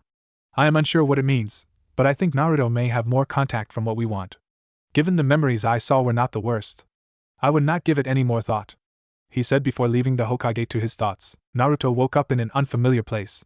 It was dark, it was cold, and he could only see a small orange light in the distance. Realizing he had nothing else that he could see to do, he walked toward the orange light. There was a very strange feeling in his stomach. He couldn't figure out what it was. All he knew was that it was getting worse the closer he got to the orange light. Before he knew it, he was lightly sweating and feeling more and more nervous. He kept pressing on despite all of this. When he finally got to where the orange light was coming from, he realized it was an open door. He slowly poked his head in the door. What he saw was a large, open room with the walls covered in pipes, the floor covered in just a few inches of water, and a huge silver gate. He didn't notice any of this at first glance, however. The only thing he noticed was the colossal, orange, fox with 9 tails sweeping lazily around behind him. Naruto knew he should be very afraid of what he was looking at. However, all he felt was a strange calm sweep over him. The fox he was staring at cracked open one of his eyes and looked at the boy in front of him. What are you doing here, boy? I had thought you were finished with this place since it has been so long. The Kyuubi spoke evenly. I have never been here before, Kyuubi-dano. Naruto said, the calm being ripped out of his head, putting him in a slight panic before bowing deeply. He was terrified at hearing the fox's voice and was scared he might be offended at anything he did. Relax, boy, if I could eat you and not be killing myself, I would. Since that is not the case, sit and relax for a while. It has been a while and apparently I have to fill you in on some things. The Kyuubi said with a wave of its paw. Naruto knew he should sit down immediately, or he might anger the fox somehow. He spun around a few times looking for a chair. He couldn't see a chair and wondered where he was supposed to sit. He turned around one last time and right in front of him was a chair. How did I not see the chair? It was right there. Naruto thought before taking a seat. The Kyuubi, however, raised an eyebrow. So the kid can actually manipulate his mindscape at this age. His thoughts lead me to think he isn't aware of it himself. Maybe a test. Boy, do you know where you are right now? For that matter, do you know how you made that chair just now? The Kyuubi asked with some curiosity in its voice. No, I don't know where I am, Kyuubi-dano, or how I made the chair. I assumed you did that for me. Naruto said. He was starting to actually understand that the Kyuubi did not bring him here to kill him. Wherever here was, we are inside your mind, boy. This is everything that your mind stands for. You were looking for a chair so desperately that one appeared. Why don't you try and get rid of the water in here the same way? The Kyuubi recommended. Naruto nodded and tried to think of how he made the chair. He had just thought about a chair being in the room. He tried thinking of a dry floor instead. After a few moments, the water started to disappear. Naruto opened his eyes when he felt his feet start to dry. He grinned ear to ear and felt proud of his accomplishment. The Kyuubi just smirked at him. Well done, boy. It seems your mind is not as feeble as it appeared. The Kyuubi said with a chuckle. Naruto was in shock. Did the Kyuubi know Yoko just compliment him? Yes. Your mind is not as feeble as it appears. However, it is still feeble. Since you apparently do not remember me at all, it leads me to believe you have managed to lock up much of your mind much better than I thought possible. The Kyuubi said as if it was nothing. Excuse me, Kyuubi-dano, what do you mean that I locked up my mind? Naruto asked, fear slowly settling down. You have been here several times before. How you managed to forget is beyond. I was probably asleep when you did it. When I awoke, I saw your mind was much different than before and much of your mind was locked off. the Kyuubi said before pausing for a moment. If you do not remember any of it at all, that makes me think that someone tampered with your memories. It was either that Yamanaka that was here a few hours ago, or he is incompetent and did not notice it at all. The Kyuubi said, sounding slightly bored. I don't understand at all. Naruto said. This was way over what someone that was almost 6 years old should know. It would take days for me to just tell you everything you missed of the last year or so. I am not about to waste that much time. Just go open one of the doors outside of here. You should be able to open them easy enough. Come back whenever you remember everything. At least you understand the basics of respect. The Kyuubi said before closing his eyes again. Naruto frowned slightly. How did he forget anything? He didn't remember forgetting anything. He got up and walked outside the Kyuubi's room. He saw several closed doors in the darkness. He decided to just go inside and figure out what was in them. When his hand wrapped around the door handle, however, he was instantly shocked and thrown into the wall across the hallway. When he hit, everything went black for a moment. I guess someone had failsafes in place so he couldn't regain his memories. Not my problem, however. Should be fun if he ever gets them back again. Being locked up without anyone to talk to at all got boring after so long. The Kyuubi thought before closing his eyes again. When he came back around, he realized he wasn't in his mind anymore. He was back in Niko's guest room. He went to get up before he remembered that Niko told him to wait for her to tell him he could get up. Then he remembered he wasn't hurt, so he should be fine to get up. He headed out toward the living room. When he got there, he heard Niko call out from the kitchen. Well, good morning, sleepyhead. Did you get enough rest? Niko asked. Yes, thank you again for letting me sleep here, Oni-chan. Naruto said. Where are the others? Everyone is still out at the park. I was just about to bring them out a few sandwiches. Would you like one? Niko asked. Sure, you make the best sandwiches after all. Naruto said with a grin. Niko just chuckled quietly and made an extra. Here, go ahead and take these out to everyone. I'll be down soon. Naruto nodded, took the plate from her and headed out back to the park. What he saw was Tenten still throwing kunai at the target. Itachi coaching her a little. Inu reading a little orange book. He smiled at everyone when they saw him approaching. Lunch is here, he said, setting the plate down on a nearby picnic table. Tenten gathered up the kunai around the target and handed them to Inu. Inu just placed them in his holster and sat down at the table. So Naruto-kun, how are you feeling? Tenten asked first. I feel okay, still tired honestly, Naruto said before taking a bite of the sandwich he grabbed. They chatted idly for a while before Naruto and Tenten got up to go practice someone. Inu spoke up. Are you two determined to become shinobi? Of course, Naruto said without hesitating. Yes, Tenten said just after. That's good. It is always nice to work with shinobi with such strong conviction, Inu said with a nice smile. I am going to go see what is taking Niko so long. She said she was going to come down here soon, Inu said before heading upstairs. Naruto and Tenten just shrugged and continued practicing. Inside the apartment, Inu was talking to Niko. Well, they are certainly convicted to becoming shinobi. I have no doubt they will both go far in their careers, Inu said. Well, that much was a given. I doubt you would have came up here to talk to me privately if that is all there is. What else are you thinking? Niko said. Well, we are still trying to figure out where they should live, correct? Inu asked. Niko just nodded before Inu continued. Well, this apartment is owned by the Hokage for use by shinobi exclusively, right? Again Niko just nodded, still not quite getting where he was going. Well, there is an empty apartment just above you, right? If we have them swear into the program, they could be given the apartments in the same building as you. They get to live normally and you are next door. There is also nowhere safer than this particular shinobi apartment block, is there? Inu asked almost sarcastically. Niko thought about it. Well, this is a quadplex. My neighbor is a chunin that is on extended medical leave. The other apartment above me is used by an umbu that is usually on long-term missions. There is definitely a spot open. That is only in this building, however. I believe several TNI shinobi took up a building for themselves a few buildings over. I doubt any civilians would come out here to harass Naruto if he was here. She thought. I will talk to the Hokage about it. I can't think of any major flaws with it. I think he would agree. I will go ask him now honestly. I don't think we should keep them both here for much longer, Niko said before grabbing the door handle and heading toward the tower. Come in, Hiruzen said, sounding quite tired at this point. Hokage-sama, I am here to report on Naruto Uzumaki, Niko said with a bow. Of course you are, Hiruzen said, sound rather annoyed. While trying to come up with a place to stay for Naruto Uzumaki and Tenten, Inu and myself agreed that he could live in the apartment above myself. Currently it is unoccupied, and should they both swear into the shinobi for a future time, I believe they could be allowed to stay there, Niko said evenly. Hiruzen leaned back and took out his pipe. He stared at it for a moment before looking back to Niko. While I personally believe that swearing loyalty early could cause for problems in the future, it is a sound idea.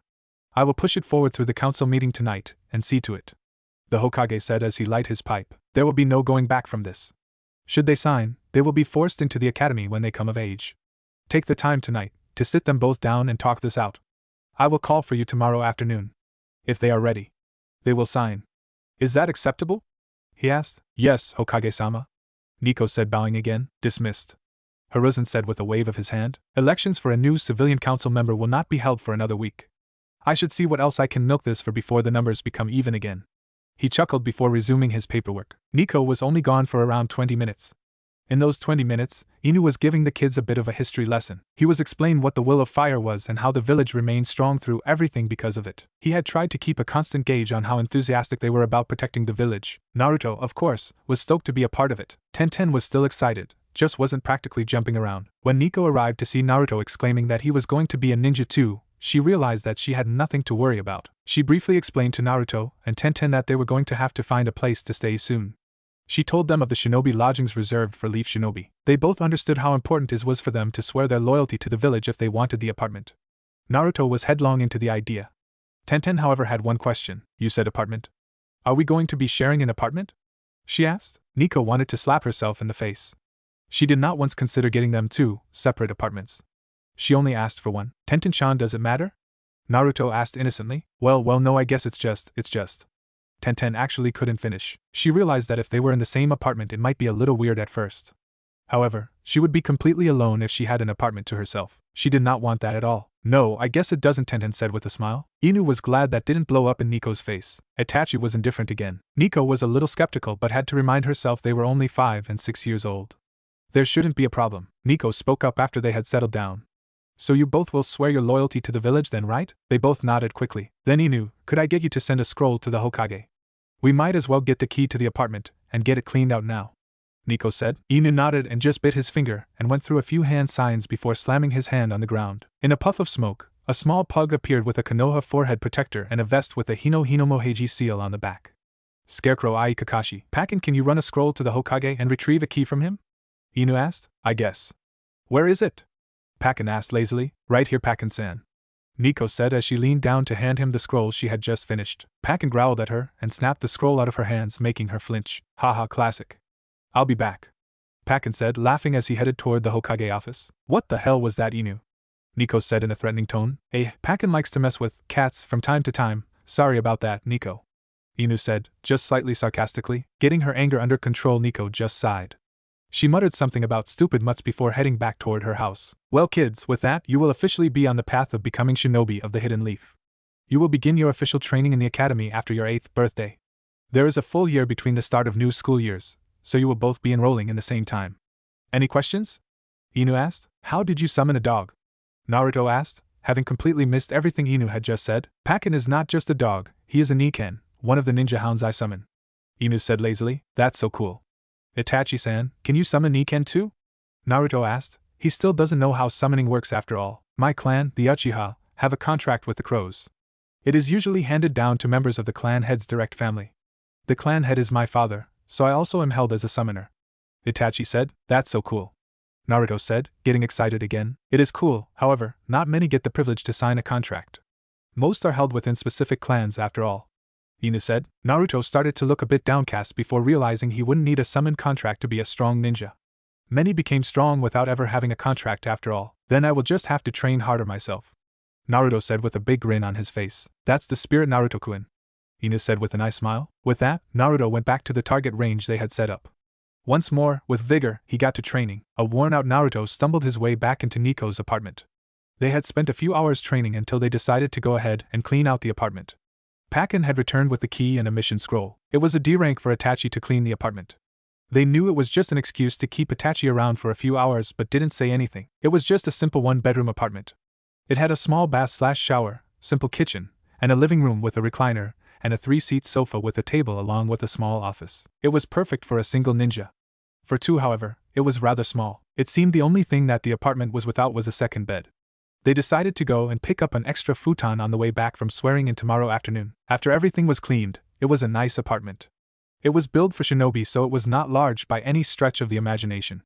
It was not meant for long-term living. It was for a shinobi that was always on the move. Naruto and Tenten could not be happier though. Naruto was happy to finally be out of the orphanage and have somewhere to call home. Tenten was just happy to not be separated from Naruto. They had both accepted that they were now forced to become shinobi for their village. Naruto was more than happy to do so. He would use his training to protect everyone that was precious to him.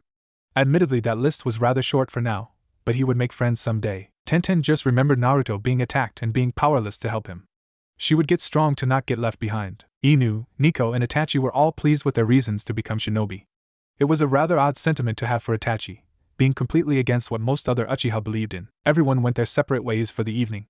Tomorrow was the day they would swear to follow the program.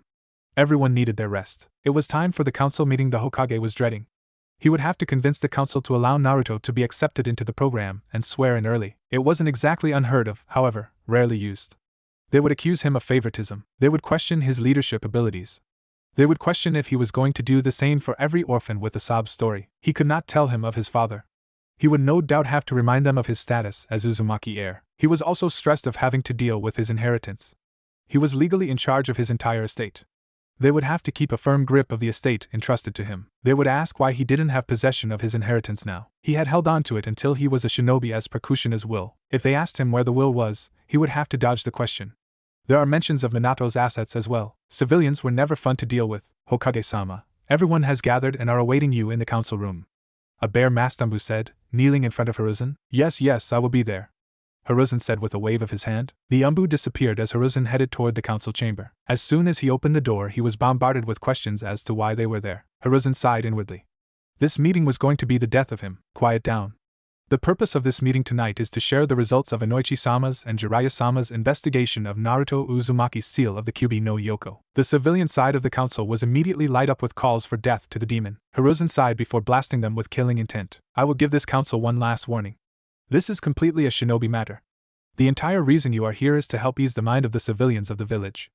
Any civilian council member who refers to Naruto as anything other than Uzumaki-sama, as his heritage dictates, will be killed on the spot. Am I clear? Hiruzen shouted. Several violent nods of acceptance from the civilian side, showing just how scared they were of the kami of shinobi. All right then. Now, the reports from Enochi-sama and Jiraiya-sama have led me to a conclusion. The Kyuubi no Yoko is completely contained inside of Naruto Uzumaki, and has no way of escaping the seal. Hiruzen said calmly, I would like to take this time to ask everyone on the Shinobi Council if they find this news surprising at all. Hiruzen said in a rather bored tone. A unanimous nod of negative from the Shinobi side proved his point. Well, that about sums that up. Now then. Naruto will be given residence within Shinobi housing effective tomorrow. He will be swearing to join the Shinobi ranks when he comes of age and graduates the academy. Any objections? Hiruzen asked. A short woman from the cloth merchant guild voiced her opinion. Why are you showing such blatant act of favoritism? There are many homeless orphans at this time. Will you be showing these kids the same thing? She asked. It is completely up to my discretion. Naruto is the sole heir to the Uzumaki clan. As such, he cannot be adopted into a shinobi clan, and I do not trust any of the civilian sector with his well-being. The Yamanaka, Nara, and Akimichi clans have all voiced the will of several of their members to adopt. The rest of the orphans will be well taken care of. Hiruzen said smoothly. A rather large man representing the livestock portion of the market district stood up. Hokage-sama, how long is the seal expected to last? What if the boy were to die young, he asked. Fuck these idiots. Was the yell from the corner of the room. After yelling, Jiraiya dropped his stealth jutsu and marched over to offending councilman. Are you one of the greatest seal masters in the village? Jiraiya asked, shoving the man back into his chair. He could not speak, so he just shook his head. Do you have any fucking idea what would happen if some stupid fucking moron were to kill Naruto? Jiraiya continued to yell down at the councilman. He kept shaking his head, fearing for his life. To set the damn record straight. If Naruto dies, the Kyuubi dies. Jiraiya yelled, then kill the demon. The councilman of the agriculture portion of the market yelled, interrupting Jiraiya and standing up. He did not get all of the way out of his chair before he found his head separated from his body. Anyone else about to disobey my orders? Hiruzen shouted, slamming the civilian council members with more killing intent. A few managed to shake their heads, most fainted or soiled their pants. Now then, if you idiots want to hear the rest of my explanation. If Naruto dies, the Kyuubi dies, temporarily. It would take a few years for the Kyuubi to resurface. No doubt pissed off that we tried to kill it. What do you think would happen to the village then? Jiraiya asked before walking toward the door. If left alone, the seal will keep the beast sealed until the end of Naruto's life. Afterwards, I would not want to be in the village when it comes back. Jiraiya finished before walking out the door. The council got ghostly quiet after he left. I trust everyone understands now. Hiruzen said calmly. A few nods were good enough for him. Now then, shall we get this over with and call a few votes? I will be increasing the punishment for attempted assault on Naruto Uzumaki from standard sentencing to torture, and then death. Any objections? Hiruzen said evenly. A few civilians that were still awake were snapped out of their shock and threw their hands up. Hiruzen ignored them completely. The motion passes. He said, I will be hereby giving Shinobi permission to apprehend any and all people that are whispering traitorous messages about Naruto Uzumaki. Depending on the offense, jail time or having their tongue cut out will be the punishment. Your thoughts, Fugaku? As head of the police force, this will be under your jurisdiction. Hiruzen asked. It will certainly give my men less of a headache with all of the fact-less complaints we receive about Naruto. I will accept the responsibility if it passes and vote for it myself. Fugaku said sternly. Very well, all against. Hiruzen said. Again the civilians were all opposed, but with a severe lack of awake numbers the vote was pointless. Motion carried. Let's see. We now need someone in charge of agriculture of the market. I would call for imports to be carried out by the Nara clan, local growing to be cared for by the Yamanaka clan, and local distribution to be handled by the Akimichi clan. Do you three accept these responsibilities? Hiruzen asked, looking toward the clan heads. Yes, Hokage-sama. They replied in unison. All opposed? Hiruzen asked, almost sarcastically. The civilians tried to fight it, but the shinobi accepted, and there was nothing they could do. Final piece of business. I am hereby calling a vote to strip the civilian council the ability to vote at all during these meetings. Your constant ignorance and inability to listen to the shinobi side has led me to this decision. You may still propose new things for us to vote on, but will no longer have a vote. All against the motion. Hiruzen said calmly. The civilian side was in an uproar. There were screams of dictatorship, betrayal, and many curses at the Hokage. Yes, this is a dictatorship. I decided to form this council myself. I gave you all every chance to help lead this village, and you spat in my face. Now then, all in favor? Hiruzen said, looking to the shinobi side. Every single shinobi in attendance raised their hand. Very well, the motion passes. The new schedule of meetings will be once a month instead of twice. If anyone has a reason to call a new meeting, see me in my office. With that, this meeting is over. Hiruzen said before standing up and walking toward the door, ignoring the raging civilians. Enochi-sama, please walk with me. He said before walking out the door. What do you need, Hokage-sama? Enochi asked when he caught up to Hiruzen. I was going to check up on how the hospital staff have been faring in TNI. I thought it best for you to come along. He said. Of course. I am happy to say that it has been going quite well. We have made good progress working through the hospital as a whole. So far, only 4 have been deemed unfit to be retrained and are awaiting their sentencing. Enochi said grimly. Very well, let's not keep Ibiki-san waiting. Hiruzen said. Of the 4 that were deemed unfit to be retrained, all were sentenced to death. They were completely lost to despair in regards to the Kyuubi, and were deemed a hazard to village in its entirety. There were several more that were just acting on orders from the higher-ups to neglect treatment of Naruto. Those were given the fear of Kami to get them back in line. They had yet to solve the mystery of who this higher-up was that was convincing these nurses to harm Naruto. However, it was discovered that it was not just Naruto that was being neglected in the hospital. Several shinobi that officially died on the operating table died due to foul play. Several times where medical instruments were not cleaned properly and lead to life-threatening infections. Other times, blood got contaminated and inevitably killed whoever it was given to. They could tell someone was screwing with the hospital but had yet to track them down. Hiruzen pushed those thoughts aside for now. Enochi, Ibiki and Enko were working around the clock to sort through the hospital. He, however, was giving Naruto and Tenten their new shinobi laws to follow. And do you swear to uphold the will of fire and all that it stands for with your life? He droned on. Yes, Hokage-sama. Naruto and Tenten replied. Will you also value the lives of your fellow shinobi as you would value your own lives? Hiruzen continued. Yes, Hokage-sama. They replied. Finally, will you accept the orders of your Hokage, your commanding officer or ranking shinobi in absence of the previous, without pause or question? Yes, Hokage-sama. Then it is my privilege to accept you as future shinobi under my command. When you come of age, you will be sent to the academy. You will be trained to serve your village and fellow shinobi with everything you are made of. Hiruzen said. You are hereby given the property given only to those of the shinobi ranks. You will be viewed as future shinobi and not just as civilians. Therefore, shinobi law now applies to you. Hiruzen said before taking a moment to think. I will have Itachi Uchiha give you a rundown tomorrow morning on what that means. You will both receive a small allowance for food and other necessities until you graduate the academy. Aside from that, thank you for swearing into the program. I look forward to seeing you become full shinobi. Dismissed. Hiruzen said with a smile on his face. Both kids smiled and bowed before taking their leave. Inu and Niko were waiting for them outside the tower. So, is everything set then? Niko asked. Yes, we are sworn in. Tenten said. Great, no sense waiting around. Let's go grab you an extra futon and run by Goodwill and see if we can get you two a few changes of clothes. Inu said before he started to walk off. I'll go grab you guys something to fill your cabinets. Niko said. Thank you for the help, Niko-san. We will be sure to pay you back someday. Tenten said with a small bow. Don't mention it at all, Tenten. Just help me keep the garden while I am away on missions and we will call it even. The boys in the building have no idea how to care for a garden, I swear. She said, getting Tenten to laugh. They made their way to Goodwill while Niko shopped for some food. If Inu didn't think for one second that they still might refuse to help Naruto out, he wouldn't have come with them. The Goodwill was set up by the Hiruzen after the Kyuubi attack.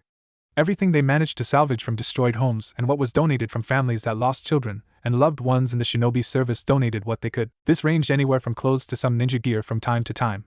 This was mostly stored in the village armory unless it was in need of repairs. Anyone over the rank of genin was turned away as they should be able to afford their own gear. Most genin did not even come in because they had clans and families to support their early career. As they looked around, they only found clothes that were slightly better than rags. Tenten managed to find a small red, Chinese-style dress that was her size along with a few extra t-shirts that were her size and a few pairs of black pants. Naruto found himself a pair of shinobi-style sandals that fit along with a few pairs of simple blue pants and a white shirt with an orange Uzumaki crest on the back. He did not know it was the Uzumaki crest, but he liked it. He also grabbed an extra plain black shirt as well. They made their way over to where there was some shinobi gear. They both found a few damaged kunai and shuriken. Inu imagined they were ones found in a deceased shinobi's home that they never got around to repairing. Naruto and Tenten found torn kunai holsters and asked Inu if they could be fixed. The leg straps on them were torn as if they were just torn off of an enemy shinobi. They were brown, so he guessed IWA. Sure, I could teach you both how to sew. Try and find something made of a sturdy fabric to finish the straps on them, Inu said. They both nodded and got to hunting. They ended up with 3 sets of clothes each. A kunai holster each along with what appeared to be an old cloth satchel that was riddled with holes. They planned to use it to repair the kunai holsters. It brought new meaning to hand-me-down, but they were happy. They had a handful of kunai and shuriken for each of them. They brought all of their spoils to the front desk. The lady working at the front desk looked at the 2 kids before mumbling the prices on each of the sets of clothes. She totaled up 200 for all of Tenten's clothes and started to count off Naruto's clothes. The kids could not hear her, but Inu could perfectly clear. She was intentionally overpricing everything Naruto had brought up. Inu calmly walked up to the counter and picked up one of the damaged kunai before glaring holes through the lady working the desk. She quickly understood the threat and gave him the proper total. Inu paid the woman and left, but not before leaving a note for her. The note simply said, "The Hokage will hear of your mistreatment of Naruto." As they made their way back toward the apartment, Naruto spoke up. "I'm sorry you had to pay for us, Inu-san. Don't worry about it, Naruto-kun. The Hokage asked me to get you guys some clothes. I'm sure he will pay me back," Inu said with a wave of his hand. "I guess I will go thank Gigi tomorrow then," Naruto said. "Let's hurry and get you 2 settled in. I can teach you how to sew and repair kunai if we hurry," Inu said before walking a little faster. Honestly, he could tell Tenten was starting to notice the glares people were sending Naruto's way. He would prefer to not have that conversation. With luck, he could pawn it off on Niko. Until then, they would get the kids settled in and help them along with living on their own. With them owning an apartment in one of the safest places in the village, Inu and Niko could start taking more missions now. In a case where they were both needed, Itachi could now fill in. They would also start giving more training to the kids in the near future. You can never start training too early after all. "We're home," Naruto yelled as he entered the apartment for the first time as actual owners. "Naruto, don't forget this is an apartment. Try not to yell so much," Inu reminded him before stepping in himself. Sorry Inu-san, I completely forgot. I got excited finally having a place that I can call home," Naruto said as he started to rub the back of his neck. "It is kind of surreal, isn't it, Naruto-kun?" Tenten said as he started to head toward the bedroom. "Yeah, it is rather hard to believe even though I am standing right here," Naruto said, looking around some more. "I am just glad we cleaned up a bit yesterday," Tenten said with a small laugh. "Me too," Naruto said. "Oh hey look, Niko already dropped off the futon," he said as he got into the bedroom with Tenten to drop off his clothes. "Yes, do you want to set them both out in this room or set one out in the living room?" Tenten asked quietly. "Well, we can just leave them both in here, right?" Naruto said before adding weakly. "I am not sure if I would be able to sleep alone in a room after sharing a room with so many people in the orphanage." "Me either," Tenten said before turning to the dresser. It only had 4 drawers and there was only a small closet as well. "Naruto-kun, how should we divide everything? You can have the top 2 drawers and I will take the bottom, and we can just split the closet. Does that work?" Tenten asked. "Sure, we can get another dresser too if you want," Naruto said quickly. "No, it's fine," Tenten said before opening her drawer and putting her clothes in it. Naruto put his in a drawer when she was done and walked back out into the living room to see Inu sitting there with a cup in his hand. "What are you drinking, Inu-san? I didn't know we had anything in the kitchen yet," Naruto said. "I made a small pot of coffee. Niko got you guys some basic food and you had a few dishes in the cupboards," Inu said. "We have dishes already?" Naruto asked. "Well yes, me and Niko cleaned them all while you were cleaning out the bathroom," Tenten said. "Ah right," Naruto said sheepishly. The apartment had just about everything they needed, so it shouldn't have surprised him. "That's right, I had almost forgotten. I rounded up what stuff of yours that I could find in the orphanage," Inu said before he pulled out a small scroll. He unraveled it and applied chakra to the seal in the middle and a few things appeared. A pair of toothbrushes. An extra change of clothes for each of them. Along with a few more simple things. "Thank you, Inu-san. I honestly completely forgot about all of this," Tenten said. "No problem, I should get to heading out however. Don't forget to train now. Also do try to be considerate of your neighbors, Naruto-kun," Inu said before closing the door behind himself. I'm not that loud, am I? Naruto asked with a defeated look on his face. Sometimes.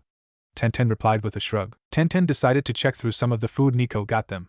It was mostly simple things. There were some instant dinners along with bread, eggs, meat, rice, along with some veggies and a small fruit basket as well. I guess I am going to get stuck with cooking most of the time. Kami knows I cannot live off of ramen for the rest of my life after all. Tenten thought. A little while of checking out the house and Tenten got everything settled. She decided she should go get a book on how to cook. Hey Naruto-kun, do you want to go to the library with me? I need to try and find a cookbook. Tenten asked. I guess. Can we stop and thank Gigi for letting us live here? It's on the way after all. Naruto asked back. Tenten nodded and headed out the door. They walked down the main road and once again Tenten saw the glares the people were still putting at Naruto. She decided to talk about it later. As they entered the tower they checked in at the receptionist. She buzzed the Hokage and told him Naruto was here to see him again. She had him wait in the waiting room for him. They barely had a chance to sit down before the receptionist waved them to the office. Naruto-kun, it's good to see you as always. How do you like your apartment? Hiruzen asked. I love it, Gigi. I realized I never got a chance to thank you for helping us in that regard. Naruto said with a bow. Tenten following shortly behind. It was nothing, Naruto-kun. What about you, Tenten-chan? Do you like the apartment? Hiruzen asked again. Yes, Hokage-sama. I am very grateful to you helping us get it. I look forward to joining the shinobi ranks and paying you back someday. Tenten said politely. That is very good to hear indeed. Hiruzen said with a smile. Well, Gigi, we shouldn't take up too much of your time. I just really wanted to thank you since I didn't get the chance to this morning. Naruto said. Oh, okay. Well, have a nice day then, Naruto-kun. You as well, Tenten-chan. Hiruzen said. As they headed toward the door, Naruto paused for a moment. Gigi, do you know where the library is? Tenten almost slapped her forehead. She didn't know either. Looking to get a bit of reading done, Naruto-kun? Hiruzen said with a chuckle. Actually, I was hoping to find a cookbook or two, Hokage-sama. Tenten said sheepishly. Well, maybe I can set you up with an escort. Hiruzen said before turning to the small intercom in his desk. Has Shiho-chan left yet? Hiruzen said, and after a brief pause he said. Great. I am sending Naruto and Tenten down. Have her show them the way to the library for me. Well, Shiho-chan can walk you guys over there. Don't keep her waiting too long, however. I will talk to you later. Hiruzen said with a small wave. Hello, my name is Naruto Uzumaki. Are you Shiho? Naruto asked the girl talking to the receptionist. Yes, are you the kids I was supposed to take to the library with me? Shiho asked shyly. Kids? You are barely older than us. Naruto said, huffing. Still kids, however. Come on. I gotta get back to the library. Shiho said, heading toward the door of the tower. It was a short trip, but they all got to talking. Shiho only 2 years older than both of them. Apparently on the first day of the academy they took an IQ test. Shiho scored exceptionally high and was offered an apprenticeship under Mitoku, the leader of the village's cryptanalysis team. She was new to the task, so she mostly just ran scrolls to the Hokage on occasion. She also spent a lot of her time in the library. Mitoku was also in charge of the library, so he started her apprenticeship there. Shiho was given the rank of genin upon being accepted by Mitoku. As no shinobi could officially apprentice a civilian, Tenten and Shiho became fast friends and even agreed to hang out in the library from time to time. When they finally arrived, they had to go their separate ways. Shiho had some documents to deliver to Mitoku and Tenten still had to find a cookbook. They grabbed a simple cookbook and headed home. Naruto plopped down on the couch and stretched out a bit. It felt pretty good getting that much of a walk done. We should do it more often. Naruto said. Sure, how about we go for another walk tomorrow morning? Tenten suggested. Sounds good to me.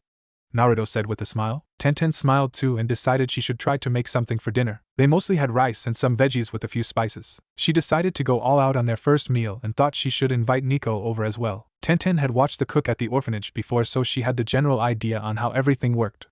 After that it was just following directions. After she got most of it started, she softly yelled at Naruto. Naruto-kun, can you go down to Niko-san's apartment and ask if she would like to have dinner with us? Sure, I'll be right back. Naruto replied, heading toward the door. Naruto came back a moment later with Niko in tow. Smells really good. What are you cooking, Tenten-san? Niko asked. Hayashi rice, Niko-san. It looked really tasty in the cookbook and seemed simple. Tenten replied. Niko nodded and agreed it smelled pretty tasty. She helped Naruto set the table so it would be ready with the food. Niko also decided to show Naruto how to brew tea. It was a nice dinner. Niko complimented Tenten on her cooking skills more than once. She was a bit more surprised that she was actually invited. Both Naruto and Tenten said it was a thank you for all the help they had given them in the last week. Tenten made way too much for just the three of them and ended up with quite a lot of leftovers for the next day. After they got everything cleaned up, they decided to get the bedroom sorted and get to bed early. Tenten woke up first and decided to take a shower before Naruto woke up. Tenten was deep in thought inside the shower before she heard the door open. She poked her head out of the curtain to see Naruto standing there frozen. "Naruto-kun," Tenten said in a terrifyingly soft voice. "Get out!" she yelled at him. Naruto fell over backwards and ran right into the wall before scrambling into the other room. Tenten laughed at him and realized Naruto is a zombie in the mornings. This probably wouldn't be the only time this was going to happen. At least she was still behind the curtain this time. Naruto was seeing stars as he laid on the floor of the living room. He could kind of understand that Tenten was in the shower, and he just walked in on her. The other part of him was wondering why his vision was kind of blurry. He didn't remember running into the wall after all. He felt rather stupid after a moment. He was used to boys having a different bathroom than the girls, so walking in on someone showering wasn't a big deal. Living with a girl was harder than he thought it was going to be. A few seconds later there was a knock on the door. Naruto got up to reveal Niko staring at him. "What happened, Naruto? What did I say about you guys yelling?" Niko said strictly. Sorry, Wani-chan. I kind of went into the bathroom while Tenten was still in the shower." Naruto said sheepishly. "Of course that's what it was. Try not to do that again, Naruto-kun. Next time, knock first if the door is closed." Niko said with a sigh. "Yeah, okay," Naruto said, still out of it. Niko nodded and walked back to her apartment. Naruto decided to get something simple to eat, and just threw some bread in the toaster. He got his toast down before Tenten finally emerged from the shower. She glared at him before going to make herself some toast of her own. They didn't say anything, but Naruto knew she was still a little mad. He decided to just go take his shower and let her cool off. Naruto knew that it was his fault she was upset.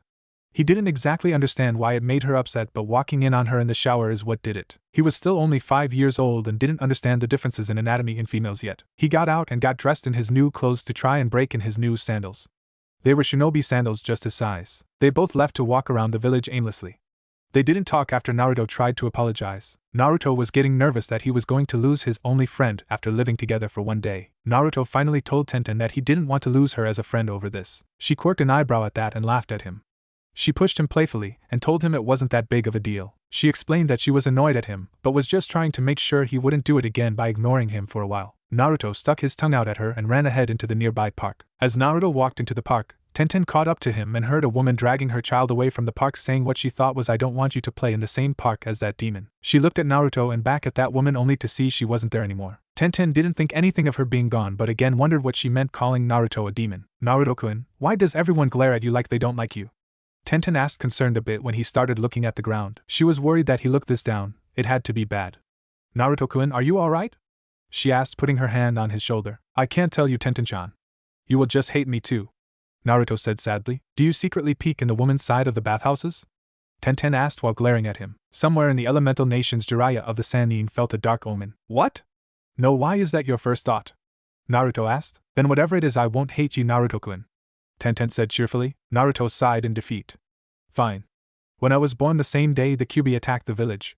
The fourth Hokage couldn't kill it, so he had to seal it into something, or someone.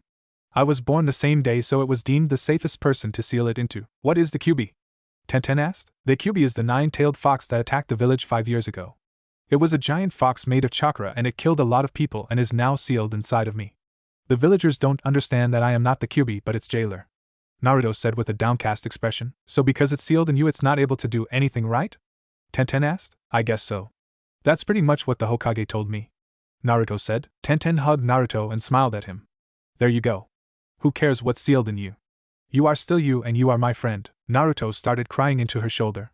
"I thought you wouldn't want to be my friend anymore. I was so scared," Naruto said between sobs. "It's okay, Naruto-kun. Something like this isn't enough to scare me off. You are stuck with me," Tenten said with a small laugh. "You have no idea how much that means to hear that, Tenten-chan," Naruto said, hugging her even tighter. In the shadows, Itachi disappeared and headed toward the Hokage Tower. "So, Naruto-kun has told Tenten he has the fox in him, correct?" Hiruzen asked. "Yes, she seems to still be friends with him regardless," Itachi said. "That is good. I'll have Niko tell her that it is a secret so it doesn't spread too far." "What of our new friend in Tianai?" Hiruzen asked. She admitted to calling Naruto a demon and trying to get her child to safety. "Would you rather her be put to death or have her tongue removed?" Itachi said evenly. "Cut her tongue out. It will do no good for an example if she just falls out of the world," Hiruzen said. "It will be done," Itachi said before heading out of the office. This was one of the best days ever for Naruto. He managed to tell his best friend his darkest secret, and she was still friends with him. After he finally managed to let go of Tenten, they decided to head back home and get in some target practice. They decided to put everything they had into it, and kept at it until well after noon. After a few hours of practice, they warmed up some lunch and went for another walk. this time for distance. They returned before the sun set and got more leftovers warming up. Niko came by and told Tenten that Naruto's secret was S-class secret, and she could not tell anyone. She understood and there were no problems there. They went to bed each thinking different thoughts. Naruto thought about how close he and Tenten had to be for her not to be scared of the Kyuubi. Tenten thought that Naruto must have been quite stupid to think she would run away from him now. They would maintain a similar schedule for the next few months in preparation for the academy. It is finally here. Time for time skips to start happening. This first one is only 2 months, but the story is going to pick up a bit here. Hooray! The last 2 months went by in a flash for Naruto and Tenten. Tenten got very good at throwing kunai and started learning how to throw shuriken. Naruto, however, was close behind but still learning with kunai. Itachi would stop by every now and again and teach them a new training exercise. First, it was just to get them to do the basics. Push-ups, sit-ups, jogging instead of walking every morning, etc. The park where Naruto first told Tenten about the Kyuubi became their favorite spot to jog to.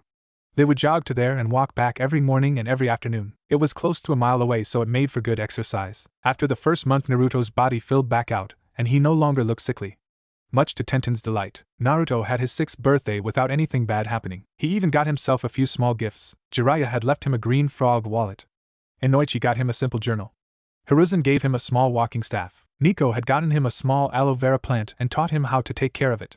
Secretly, she knew he might need it someday if he ever burns himself training, but she didn't tell him that. Inu and Itachi were both away on missions, so they were unable to get him anything. He understood. The Ichiraku family even gave him a custom-ordered extra-large bowl with similar designs from the shop.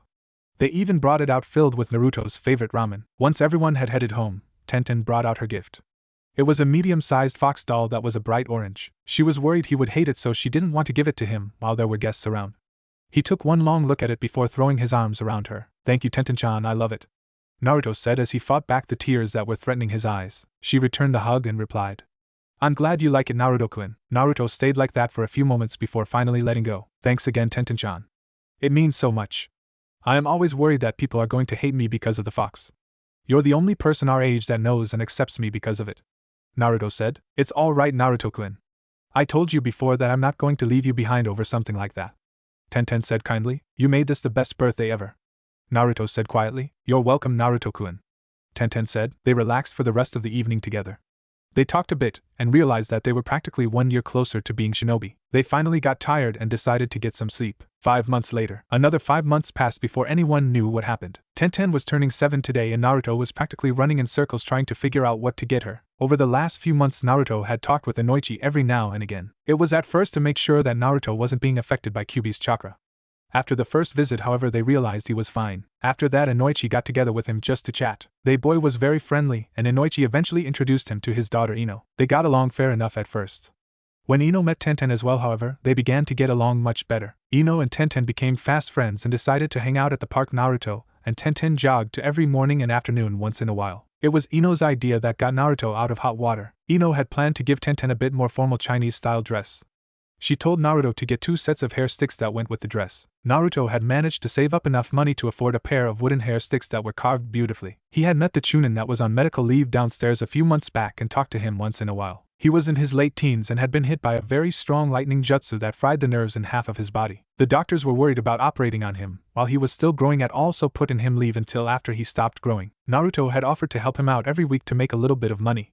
He had been keeping it separate from his weekly allowances from the Hokage. He had enough money to buy the hair sticks and also decided to take her out to dinner later this evening as well. He realized he would be sorely underdressed, but it was for her after all, not him. The party started off casual enough. Niko came up with some books she used to read when she was younger. Inu stopped by for a moment to give Tenten a scroll and slightly more advanced kunai throwing techniques before he had to run. Ino came by a little later with Shikamaru and Choji in tow. They all got to know each other, and all got along as a group. Ino had explained that their parents were a famous shinobi group known for their teamwork. Naruto, Shikamaru and Choji were talking about more boy stuff while Ino and Tenten were having a girls-only talk. Ino was asking if he held her hand and things like that, making Tenten blush a little bit. She had never thought of Naruto that way, had she? With Naruto's group, they were talking about what it was going to be like in the academy in a few years. Choji and Shikamaru had a general idea. Their parents were shinobi after all. Naruto drank up the info like his life depended on it. The party was slowing down a bit, and Ino finally gave Tenten her the dress she got her. Tenten almost broke out in tears at how beautiful it was before giving Ino a huge hug. She rushed out to the bedroom to put it on. "Okay, Naruto. When she comes back out, you gotta compliment her on how good she looks and then give her your gift to her. Got it?" Ino asked in a bossy tone. Naruto nodded and grabbed his present that he had hid in a cupboard they never used. A minute later Tenten came out in her dress with a huge smile on her face. Naruto stood there with a silly grin on his face and his cheeks a little pink. Wow, she really is pretty, he thought. So, how does it look? Tenten asked. It looks great, Tenten-chan. Naruto managed to spit out finally. It really does look great, Tenten.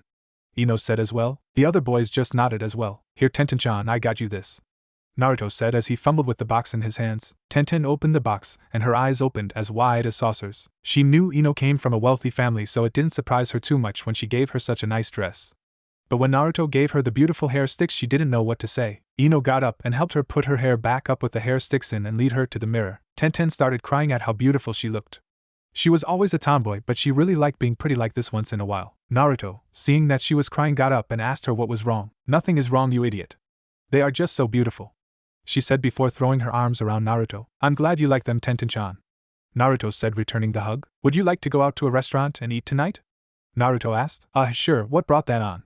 Tenten asked. Well, it is your birthday. I don't know how to cook and you cook all the time. I thought it would be nice to take you somewhere nice tonight, Naruto said, scratching the back of his head. Sure, Tenten said with a smile. They stayed and talked a bit more with everyone before everyone had to leave for dinner. They walked to a nice, semi-formal restaurant owned by the Akimichi family. They wouldn't turn Naruto away and already knew he was coming and saved him a booth. They ate quietly. They are still only 6 and 7 years old after all. They both saw it as any other dinner, just going somewhere nice. They started to walk back as it was starting to get dark. As they walked, Tenten saw that Naruto was still getting a lot of nasty glares. Now that she knew the reason for them, she was even more annoyed by them. She reached over and grabbed Naruto's hand and stuck her tongue out at a young adult that was staring Naruto down. Naruto blushed a little bit before looking at Tenten. Seeing that she was sticking her tongue out, he stuck his tongue out at the guy too before laughing with her. Damn demon whore, the drunk literally spat out, spitting on Tenten's new dress. Tenten growled at the man, but Naruto instead whistled as loud as he could. The man did not get a chance to yell out another insult before he was struck in the back of the head with the hilt of a sword. Thank you, Itachi-san. How is your evening going?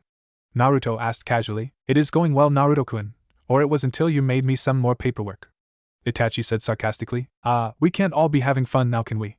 Naruto said with a smile. Happy birthday, Tenten-san. I had almost missed it, Itachi said, tossing a small box to Tenten. Tenten smiled, catching the box and opening it. Inside was a pair of small earrings, the same color as her dress. She looked at Naruto, and he looked away, knowing he was busted. Thank you, Itachi-san, they are very lovely, she said with a small bow. Think nothing of it. I'd better get back to work. Enjoy the rest of your evening, Itachi said, throwing the man he had knocked out over his shoulder and disappearing. Naruto and Tenten started walking back towards their apartment, this time still hand in hand. The few civilians that had seen Naruto call an Uchiha and was apparently very friendly with him stayed clear of them. Tenten was curious, so she asked Naruto how he called Itachi. He hadn't. He just heard the guy call him a demon, so just whistled to scare everyone else. Tenten laughed until they finally made it back home. They got inside and sat down. They were both wore out after a fun day. Tenten looked down and saw the spit still on her dress. She frowned at it. Before she could react, Naruto had taken a napkin from the table and started to wipe it off. Tenten blushed and grabbed his hand. Naruto looked at her with a confused look. I got it, Naruto-kun, she said, trying not to turn too red. Oh, here, he said, giving her the napkin. She wiped off the rest of the spit from his stomach before tossing the napkin back on the table. Bleh, I still feel dirty from that. I'm going to go take a shower, Tenten said, walking toward the bedroom to get something to change into. Naruto sat around for a while waiting for her to get out of the shower. He decided to just get ready for bed. He went ahead and set his futon up and started to pick up the place a little. He threw away the napkins and wiped off the table. When he heard the water turn off, he washed the dishes as well. When Tenten got out of the bathroom, she saw Naruto cleaning and smiled. She threw her arms around him and thanked him for the best birthday ever. Naruto returned the hug as said, what are friends for? Tenten smiled and gave him one last squeeze before letting him go. She helped him finish cleaning up the house and went to her bed. She laid down and pulled out one of the books Niko had given her. They finally fell asleep and both dreamed about the future, one a little differently than they had even the night before. A few more months had passed since Tenten's birthday. She had started wearing her hair sticks at all times. Naruto was happy that she liked them so much. He had also taking her out to eat every now and again. She seemed to like getting to wear the dress Ino had gotten her, and just being with Naruto. Tenten realized it was Naruto that made her happy most of the time, but she wouldn't tell him why she smiled so much more lately. Even with how much time they were spending together, they spent just as much time training. Tenten was getting very proficient with the kunai and shuriken, and had even made a dent in the scroll Ino had given her for her birthday on more advanced techniques. Naruto had finally been proficient enough with kunai to start and learn how to use shuriken. They had stepped up their physical training a little bit as well. They now ran in the mornings all of the way to the park and kept up a light jog back for a cooldown. After their morning run, They would do a few more exercises like stretching, then push-ups and sit-ups and the like. After that they would cool off and start on throwing practice. They had even invested a little bit in a shinobi quality dartboard. Instead of darts, Naruto used kunai and Tenten would use shuriken. This kept it a bit more fair for now. In the afternoons they would meet Ino, Shikamaru and Choji at one of Choji's clan's restaurants on occasion, or skip lunch with them and meet them at the park they always went to instead. The benefit of eating at an Akimichi family restaurant with a member of the clan was the generous discount they got. Eating about as much as Choji between the three of them helped too. Naruto would hold food battles once in a while with Choji. The score was 2-5 in favor of Choji. The only way Naruto had won the other two was ramen contests. Most days, however, they would meet at their favorite park and just relax together. Shikamaru had introduced Naruto to the joys of cloud watching and shogi. Ino had introduced Tenten to gossip and tried to get her to spill about what it was like living with a boy. Tenten usually turned red and said it was normal to her, so she didn't understand what Ino meant. Choji usually ended up bouncing between conversations. Naruto and Shikamaru would let him play shogi with them, but he got bored in between matches. When they were just cloud watching, he would also decide to see what the girls were up to instead. The girls both liked Choji in a friendly manner. He was kind and didn't call them troublesome, so he was okay in both of their books. Ino, Shikamaru and Choji had mentioned that their parents were teaching them how to throw kunai. Naruto and Tenten had gotten used to talking about their parents after a few months, but it always kind of stung hearing the word. They hadn't let it show in months, however. Naruto and Tenten would start to invite them over to play shinobi darts with them. Tenten usually won until she started using shuriken instead of kunai, and even then it was close most of the time. Ino and Tenten had a friendly rivalry going. Naruto tried getting a rivalry out of Shikamaru, but he didn't even bother explaining why he didn't want to. Choji just wasn't cut out for rivalries at all, so it left Naruto without a rival. They would joke around and laugh whenever they could. In time, they all became close to their respective clans as well. The Yamanaka clan was easy enough. Naruto was already friends with the clan head because of their evaluations they still had every now and again. The Nara was also rather easy to get along with. Shikaku rather enjoyed messing with Naruto by using mind games on him. The Akimichi liked anyone that knew how to eat and loved Naruto because of it. They also rather enjoyed Tenten's company, as she understood that even girls needed to eat, and she wasn't afraid to ask for seconds. Tenten was also learning how to cook, and that was another plus with the clan as well. The Akimichi clan usually held a feast for all family friends once a month. Naruto and Tenten were two of the few people outside of the Nara and Yamanaka clans to be asked to attend. The months kept passing and their bonds kept getting stronger. Naruto and Tenten never slowed down their training, but there was only so much they could do without formal training. It was nearing a full year since the incident that put them in their apartment together. Both were fair with kunai and shuriken, both had enough physical strength to match a well-grown teenager even though they were both around 7 years old. Even though their physical training was not shinobi level, they were still getting strong. They both averaged running close to 10 miles a day with another 2 miles of walking. Niko and Inu had practically disappeared, with their mission being more or less void now that they could defend themselves from the civilians that would harm them. They were still there, just didn't need to be seen in plain sight to deter the civilians. With Itachi on police duty, he was the main face that the civilians feared when Naruto was around. No one saw him when he was on duty, and when he was off, he would try to socialize with Naruto when he could. His father was happy at how much trust he had with Naruto and the Hokage. The Hokage was happy that Naruto had called him a friend in an earlier meeting with him. Itachi was happy that Naruto was safe and could hopefully be a good friend with his little brother as well. They would both be in the same class in the academy, and he hoped it would lighten Sasuke up a little bit. An entire year, they had new friends, they had been training well, and they were 1 year closer to officially joining the academy. They never once doubted that all of their training would pay off. Being around Itachi enough had instilled within them the idea of always being prepared for anything. Naruto had at first thought he had meant to always have a weapon with him. Itachi explained that it meant you can never know too little. There is always something new to learn. With his explanation, he suggested that they both look to the library for information about everything that they could learn. Tenten looked into the lifestyles of the various villages around Konoha, and also various new cookbooks more focused on maximum health quality over just taste. She had thought if she could get more out of their food, they could train harder. It would be a small lifestyle change. Tenten had decided to completely devote herself to her career and decided it was all in being prepared for the future. Naruto, however, had looked into more of the historical figures from the village. He loved reading about the fourth Hokage and some of his exploits. The fourth had always fought to protect his home, and that really appealed to Naruto. It was this history that first put the idea of being Hokage into Naruto's head. During his reading, he constantly thought that he would be strong to protect those that were precious to him.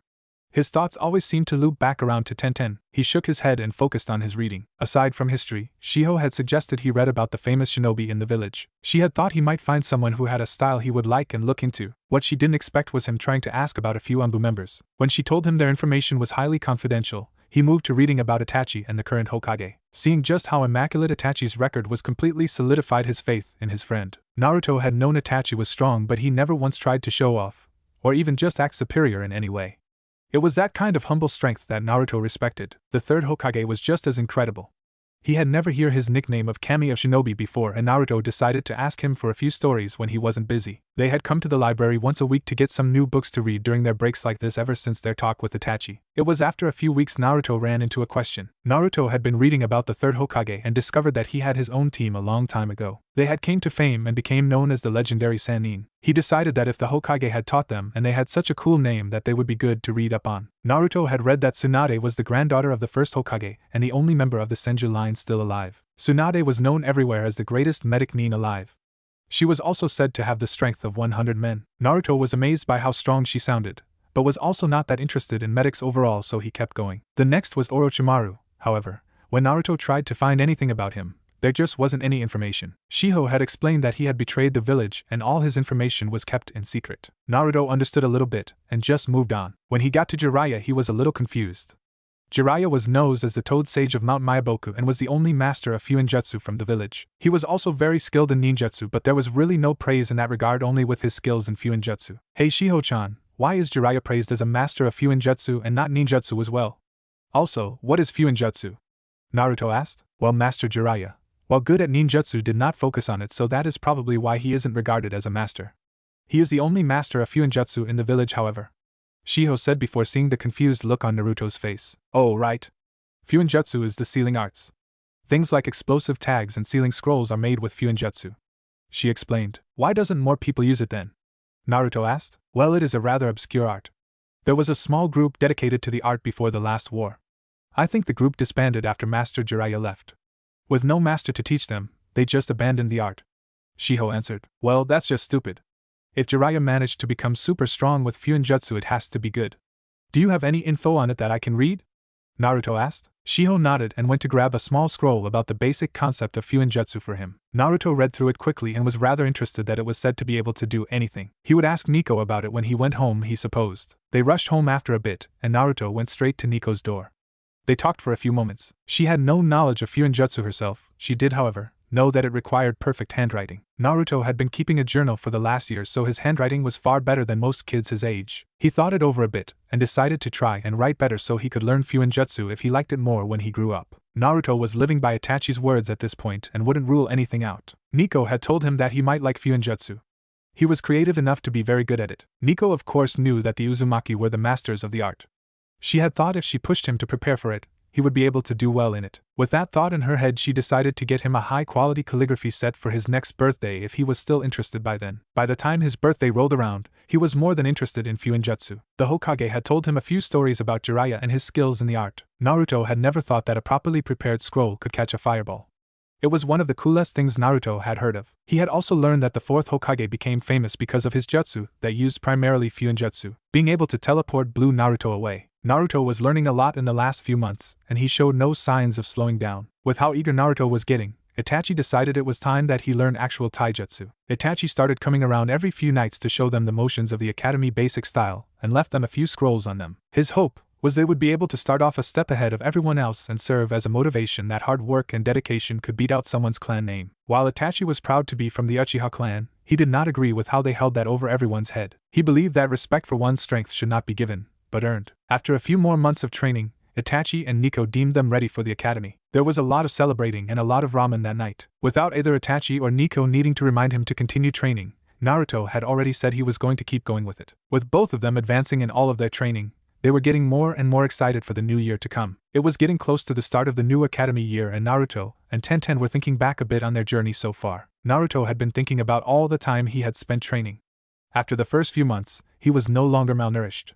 He had felt like a completely new person and would never go back to that. He had worked on his calligraphy in his spare time, and mostly made his handwriting neater with his journal. All of his friends were going to join the academy together, and he could hardly wait. Everything was an experience for him. When Tenten had cut herself pretty bad during training, he had managed to learn a bit more than basic first aid from Niko. Inu had taken him around the village, and he learned a ton about the various plants and animals that were frequent in the area. There were many edible mushrooms and berries that he had taken with him. When he found some of the same foods in Training Ground 43, near the Forest of Death, it had helped with their food budget. They were able to save up a bit more money and buy some newer clothes eventually. He had even met a rather interesting person one day. 1. Anko Mitarashi. She had seen him poking his head around training ground 43 on her way to the Forest of Death and decided to scare him. What she wasn't expecting him to do was pull a kunai on her. You have some balls, huh, kid? She said with a smirk. You scared me. What did you expect me to do, pee myself?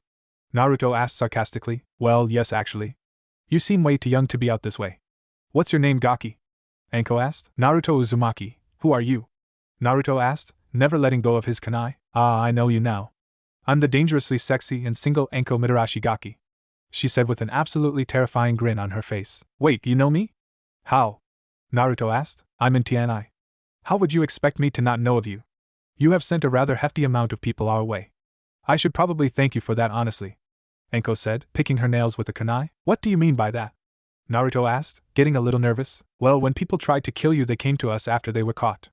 Caught a lot of people we weren't expecting to after that fiasco in the hospital. She said like she wasn't interested anymore. Naruto was at a loss for words. He was responsible for people going to TNI. No, they tried to kill him. It was how it was supposed to work. Naruto was snapped out of his down thoughts when Anko snapped her fingers in front of his face. He had been staring at her while thinking about that, and Anko wasn't going to let that slide. See something you like, Gaki? Anko asked in a sweet tone while moving her hips to her other side. Eh? Naruto said, oh so intelligently. You were staring, you pervert, she said in a mock-hurt tone. I was? Oh, sorry, I was thinking about something else. Naruto replied evenly. Haha, I like you, Gaki. Most people would have turned into a bumbling idiot after I caught them staring. Anko started before appearing behind Naruto and wrapping her arms around him. Seems I will have to try harder with you, she whispered in his ear, pressing her chest into his back. Okay? I guess? Naruto said, rather confused by what she was doing. Anko let go of him and allowed him to turn around. She leaned forward to stare at him, intentionally letting her coat open more than she should have. As she looked him in the eye, she noticed his eyes stayed focused on her and didn't look at her chest. You are not a pervert, I guess. You are only, 7 years old? Guess that makes sense. Oh well, I gotta run, Gaki, Anko said before disappearing. Well, she was rather odd, was all Naruto thought before he went back to finding some food in the forested area of the training field. Well, the Gaki is a village pariah like me. He doesn't seem to have been too screwed up from the glares and swears thrown his way. He is going to be a strong kid, I am sure of it, Anko was thinking before diving into the Forest of Death to get some training in. Naruto had ended up talking to Niko about Anko a few days later. Niko had given him her backstory about how she was Orochimaru's student when he was still loyal to the village. When he chose to leave and not come back, he took Anko with him.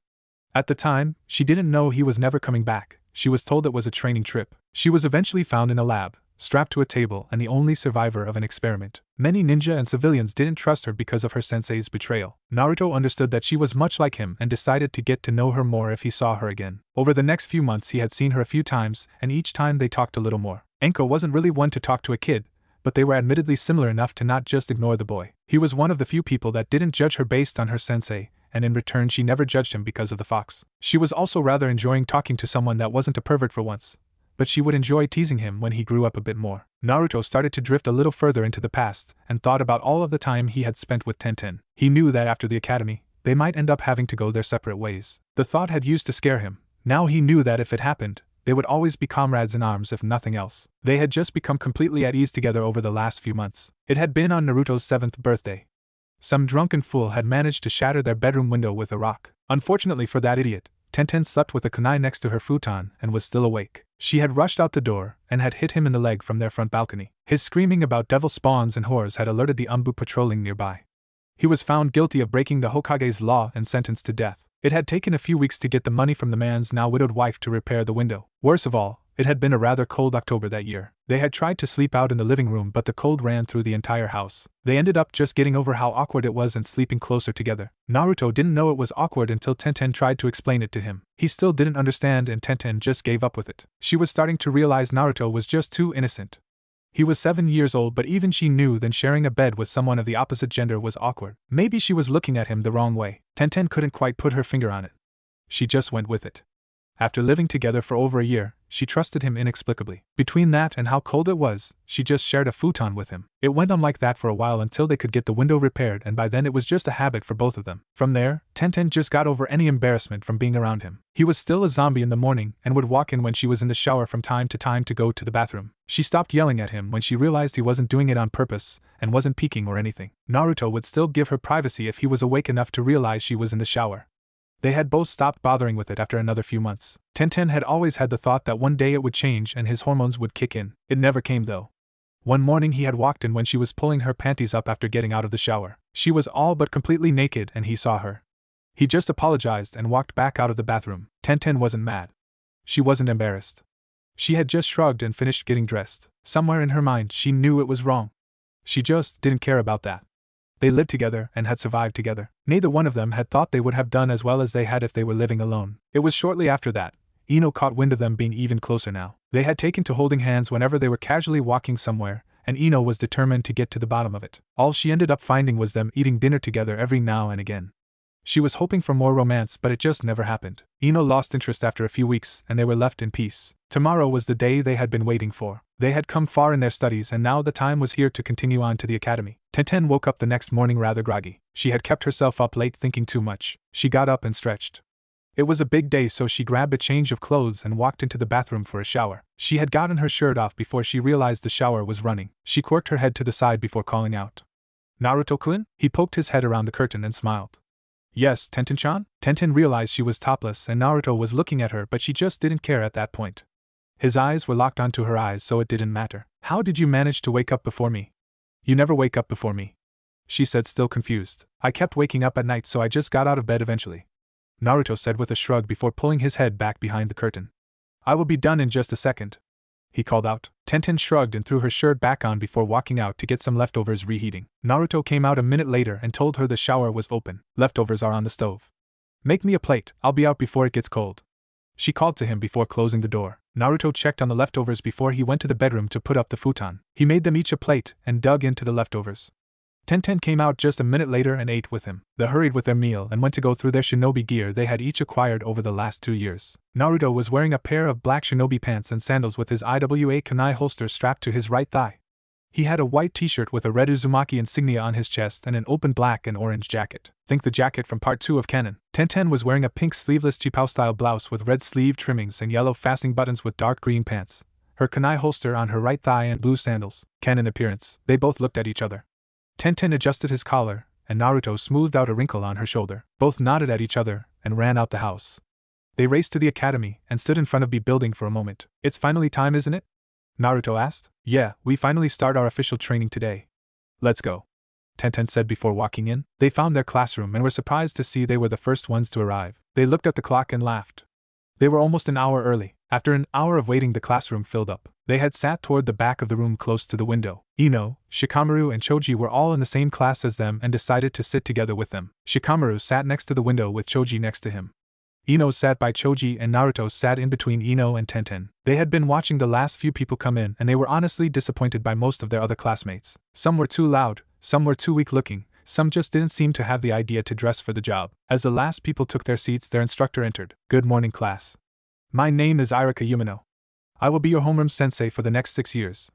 I will in charge of teaching you basic shinobi knowledge and form. In your first 2 years, you will be learning the basics of the shinobi lifestyle and be training your bodies to the point you can proceed into the advanced classes." Irika continued. "You will all learn chakra control along with starting on your hand-to-hand combat and ranged weapon training. After your first 2 years, you will be having morning classes with me and be allowed to split to take separate advanced classes that you show promise in while in my class. To clarify, there will be multiple exams throughout the year that test your skills in each aspect we cover in the academy. You will learn the basics of each in this first 2 years, and if your grades permit, you will advance down your best subjects. Those subjects are divided up like this: ninjutsu, genjutsu, taijutsu, kenjutsu, and fuinjutsu. Your third and fourth years will be your chance to become effective in any of these basic branches. All students will need to pass taijutsu and one other style to be eligible to graduate or move to your last 2 years. For your final 2 years in this academy, there will be a chance to test out and become a genin early or take the last 2 years to take advanced courses with similar themes. While some may test out early, taking these courses have the potential to advance your skill exponentially. They all deal heavily on theory, and you will do as well in those classes as you set your mind to." Irika took a breath and looked at the looks he was getting. Almost everyone seemed eager to start. He took that as a job well done. "Finally, when you graduate the academy, you will be tasked to build a 3-man team based on your combined strength and weaknesses. All teams will be evaluated and myself and the other instructors will look at your team composition and either pass or fail all 3 of you." There were a few murmurs around the class about how unfair that was, but Irika kept everyone calm. "It may seem unfair, but if you were to, say for example, make a team with no real synergy, On your first mission out, you may find yourself against a specialized team on the same mission for another village. If they have a balanced team that can cover each other well, you would be hard-pressed to defeat them. Irika explained. Now then, let's get right into the classwork. I am going to hand you all a few papers. The first is a basic IQ test. The second is a simple geography exam. The third is a form to start up an academy budget with you all. Every academy student is responsible for buying and maintaining their own weapons. If you cannot be trusted with this money, you cannot be trusted with important documents, and will be cut from the program. Irika said with no joke in his voice. We will do the IQ test first. When I say begin, turn over your test and begin. When you complete it, turn it over and raise your hand. I will not record how long it took you. After, sit quietly until everyone is done. There is a 20-minute time limit. Irika said, waiting for a few moments to make sure everyone understood. Alright, begin. Irika said as the clock hit 7:10. Naruto had flipped his test over and looked it over. It wasn't hard, exactly. There were a few questions that he had to stop and think about. Some of the questions were mostly reasoning skills. What are you supposed to do when this happens kind of questions. He had finished in around 15 minutes and thought he had done fairly well. He looked around and saw that Enochi and Tenten smiled at him and were already done.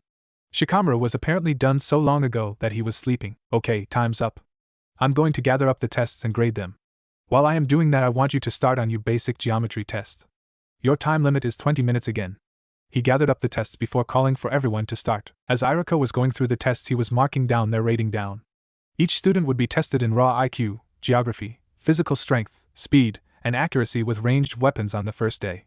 Their chakra would be unlocked at the end of the day, and they would be encouraged to practice feeling it overnight. When they returned, they would have their chakra capacity evaluated. This score would be compared to their capacity at the end of their second year. Their growth would be measured and would be used as a measuring stick to get an estimate of their potential. There were cutoffs that if students did not have enough chakra, they would not be able to enter the ninjutsu classes. Their control had to be enough to join the genjutsu class as well. He was currently grading their IQ tests and rating them on a 1 to 10 scale. He was rather pleased with the results overall. Naruto, Enochi, and Tenten all scored a 7 out of 10. Sakura Haruno, Shino Aburame, and Hinata Hyuga had scored 8 out of 10s. Shikamaru Nara, however, he got a perfect score and finished the fastest in the class. He had to pull out the sheet that added to everyone's totals based on their times. He was shocked to see that Shikamaru had come rather close to breaking the overall record. If he didn't yawn and stretch when he started, he might have tied it. All of his answers were perfect. Explanations were done with minimal excess information. Others that did not require details did not have any. He made a note to talk to the Hokage after class. Last time someone scored this high, they got an apprenticeship with the cryptanalysis core. Irika waited on the last few minutes before calling an end to the test. Alright. This last sheet you all have is about your academy allowance for tools and resources. This allowance is for use buying weapons and training gear. If you fail to have the required gear, even with the proper money, you will be expelled. Is that clear? Then everyone reread the sheet and sign at the bottom. Irika said before taking a seat and grading the geography tests. The test was mostly just basic landmarks and climates of them. He was glad to see that most people knew where the other major villages were located and what the climate was there. Some of the more minor villages the kids did not get as well. It was not too much of a concern. Just a test to get a feel on who he would need to focus on at first. When he finished grading the tests, he looked up to make sure everyone had their forms completed. After he received each of them, he began to read through them. Some of the clan children had elected to decline the allowance, and that was rather honorable to him. He pulled out a stack of cards that were simple permission slips and identification so they would be able to buy weapons at such a young age and collect their academy allowance. When he finished, he called up those who had accepted the allowance and had them come get their cards. He explained that they had to show those cards to the Hokage's front office to receive their allowance, and also show them to weapon vendors to be able to purchase weapons. Irika also gave each of them a small list of things they would need to bring by tomorrow. They were required to get their own set of training kunai and shuriken, a set of training weights, and a wooden sword if they planned on going through kenjutsu training later down the line. They would have to get more supplies further down the line. For now it was just a test to see if they would do it. Alright, everyone that needed one have a card? Irika asked the class. Everyone said yes. Any questions before we head out to the range? He asked. Naruto stood up. Irika-sensei, are we required to buy training quality gear or are we able to buy whatever we want?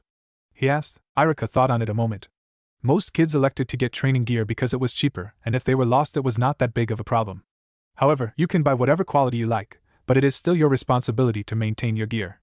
If you lose them, you have to replace them, understood? Irika replied. Yes, sensei. Naruto said. Alright then, let's head outside and test your throwing accuracy and taijutsu. Irika said before turning toward the door. Alright class, first we will be testing your throwing accuracy and strength with kunai, then shuriken. When I call your name, come to the line and throw 10 kunai to the targets. Each different target hit is an extra point, so try to hit all 10 targets for the best score. You will also be timed, so try to do it fast. Irika explained. All 10 targets were of different sizes and distances away. Students that scored high enough were often pulled to the side during regular practice times to work on other subjects or given time to freely train by themselves. This allowed the instructors to focus on those that needed the help and offer a bit of an incentive to work harder for the extra free time. There were also remedial classes for those that scored too low or had never thrown a weapon before at the end of every day. No one ever wanted to get stuck in those classes after all. As Irika called through the class roster, he was overall pleased with the results. All of the members of the major clans had higher than average results. Even several of the kids from civilian families had managed to learn how to throw kunai before getting to the academy. It was a good sign. Naruto was finally up, and he had managed to sink 10 bullseyes in 14 seconds. He was not the first one to get a perfect score, but he had done it several seconds faster than the rest of the class. The final person to throw was Tenten. She walked up to the kunai with a sense of purpose. She grabbed each of them and weighed them in her hand before placing them back on the table. Irika paused for a moment. Is she skilled enough to need to measure the weight of them before tossing them? Irika thought before he called for her to start. As soon as she heard start, Tenten flew into action. She grabbed a kunai in each hand and tossed them both at different targets, still hitting her mark. She did this with all 10 kunai and ended with a perfect score and a time of only 8 seconds. Irika was beyond impressed. She had cut the time that most of the clan heirs had put up in half. If she knew how to throw a shuriken, she would no doubt get advanced to the advanced class. He congratulated her and told her that if she got a good score on the shuriken test, she may very well be taken out of their weapon training class and put in the advanced class. Tenten frowned at this. She did not want to leave Naruto behind, so she thought about what to do before her turn came back up. When it came time for Naruto's turn, he managed to score a 9 out of 10 and still had one of the best times.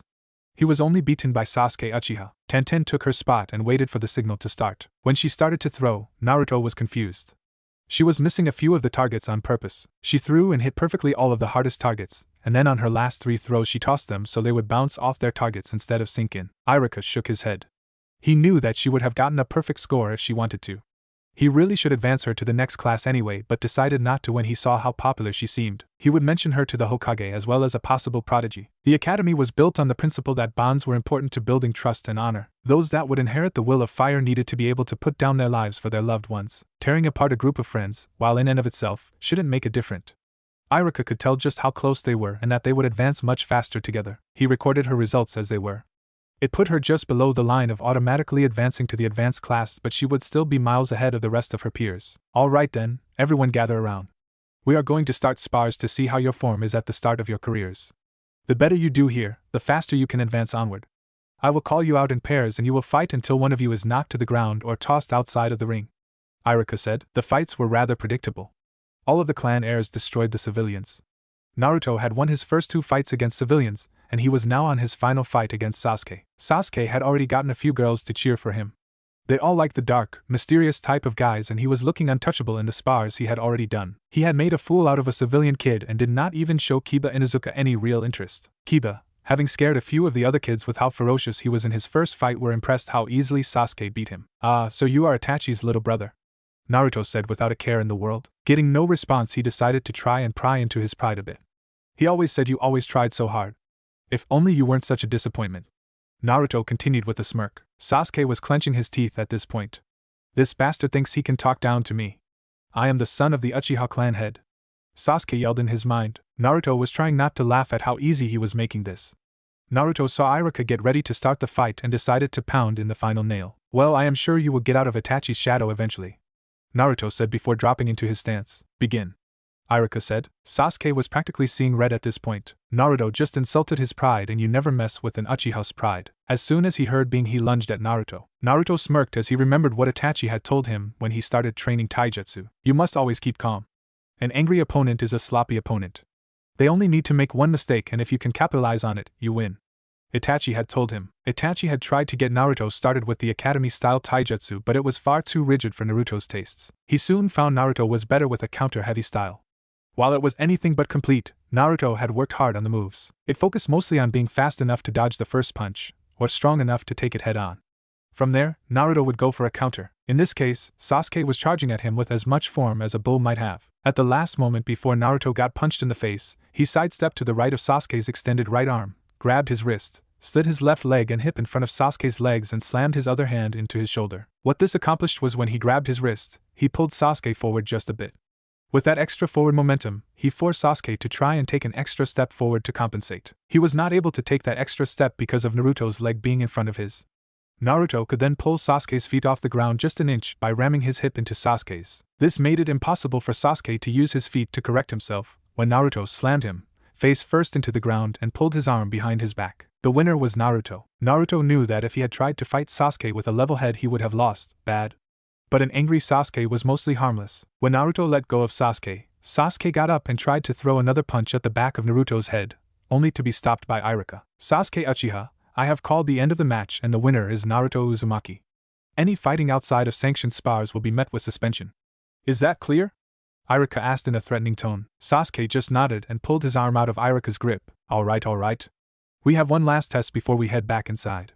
It is simply a 1-mile run to get a grasp of how fast everyone is.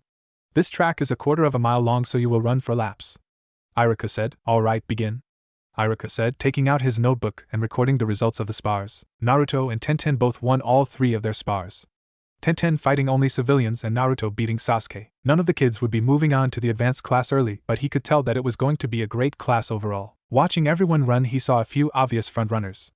Kiba and Sasuke were both even leading the pack, and shortly behind them was Naruto and Tenten. Iruka wasn't sure of it, but it seemed that they were almost pacing themselves. It wasn't until the final lap that Kiba and Sasuke were starting to wear out. They were practically sprinting as much of it as they could, and it slowed them down at the end. Naruto and Tenten passed them both and won by a few seconds. Neither one of them seemed to be breathing too terribly hard, and their good scores reflected it. Iruka waited for everyone to finish running, and called everyone back to the classroom. Okay class, take a quick break. Get a drink, and meet back in the classroom in 10 minutes. Iruka said before walking back to the classroom himself. When everyone was back and seated, he called everyone's attention. Class, we have a guest for this last part. He is the current head of the hospital and will be unlocking everyone's chakra. Please welcome Dr. Alda.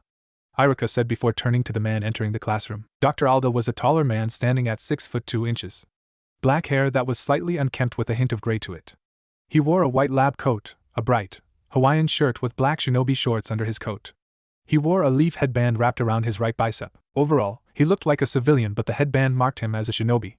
It confused a few of the kids. Well, my name is Dr. Alda. I'm here to unlock your chakra network. Most people, it will not hurt, but the more chakra you have, the worse it's going to be.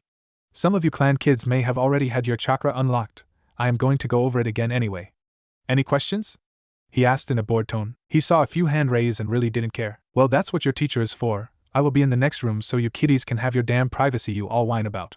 He said gruffly before walking out. Right, well let's get this over with. When I call your name, head to the next classroom over and follow his instructions. Iruka sighed. All instructions. If you can't follow his instructions, I am just going to kick you out, and you can join next year. He is not a patient man, and I am not going to escort any of you to the hospital to get his done. Am I clear? Iruka asked. Everyone nodded, and he started going down the list. The reason Iruka didn't want anyone to question the man was the previous year. A girl had refused to remove her shirt, and he was unable to unlock her chakra, so he kicked her out and refused to bother with her. The previous teacher had to drag the girl to the hospital and get a female nurse to do it. One by one, everyone went to the other room and came back. Some seemed exhausted, some seemed fine, some were literally carried back by Dr. Alda. When it was finally Naruto's turn, he walked over. Inside was Dr. Alda and also Jiraiya standing inside. Master Jiraiya, why are you here? Naruto asked in a confused tone. Master? Where did that come from, Gaki? I'm here because if opening your chakra network fully causes you to go into a blood rage, I can hold you down. Jiraiya explained. Ah. Naruto said. Oh, you are the only Fuinjutsu master in the village, correct? Naruto asked Jiraiya. Well, yeah, it is more or less a dead art at this point. Why, Gaki, you interested in the art? Jiraiya asked. Yes, I read up on it a little, and you became a Sannin being a master of Fuinjutsu, so why doesn't everyone use it? Naruto replied. Jiraiya just chuckled at the kid. It's difficult, that's why. Jiraiya said. Though I guess it does run in the family, so why not? Jiraiya mumbled a little too loud. Runs in the family? Naruto asked. Are we going to do this or have a nice sappy reunion here? Dr. Alda asked. Sorry, doctor. What do I need to do? Naruto asked. Sit on that stool, take your shirt off and read the board. He said, pointing at the blackboard. The blackboard had an explanation on what the procedure was going to entail. Basically, the doctor was going to do was pop open the first gate long enough to have the chakra flow through his entire body, and open every tenketsu point in his body. The biggest danger of that was the sudden influx of chakra into a body that had never experienced it before was like pumping straight adrenaline directly into a person's heart. His heart would be excited by the intense chakra from the first gate, and could potentially beat out of control if it wasn't done properly. That is why his shirt was off. If he did not have his hand as close to his heart as possible, he would not have enough focus to regulate his chakra to keep his heartbeat down. After a few moments, the chakra released from the first gate would take hold in their system and he could close the gate without them losing all of their chakra he had just released. While every person had chakra constantly flowing through them, their tenketsu were only open a slight bit. Opening the first gate would force them fully open and allow a fair amount of chakra to be produced. If someone were to never open their chakra network this way, they would be living with a permanent handicap and could take years of training before they fully open their tenketsu and could work on strengthening their chakra coils. Alright, do you understand enough of that so we can get started?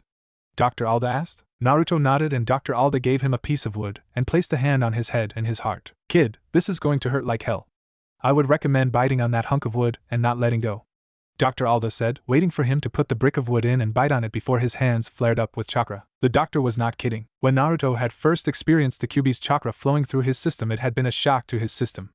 It had, however, jump-started it and given him fair reserves. However, his chakra had slowly drained down to average after 2 years of no use. His body remembered that he had the capacity to have that much chakra, and when the gate opened, it was a floodgate. Most kids experience 5 times their basic chakra capacity when opening the gate.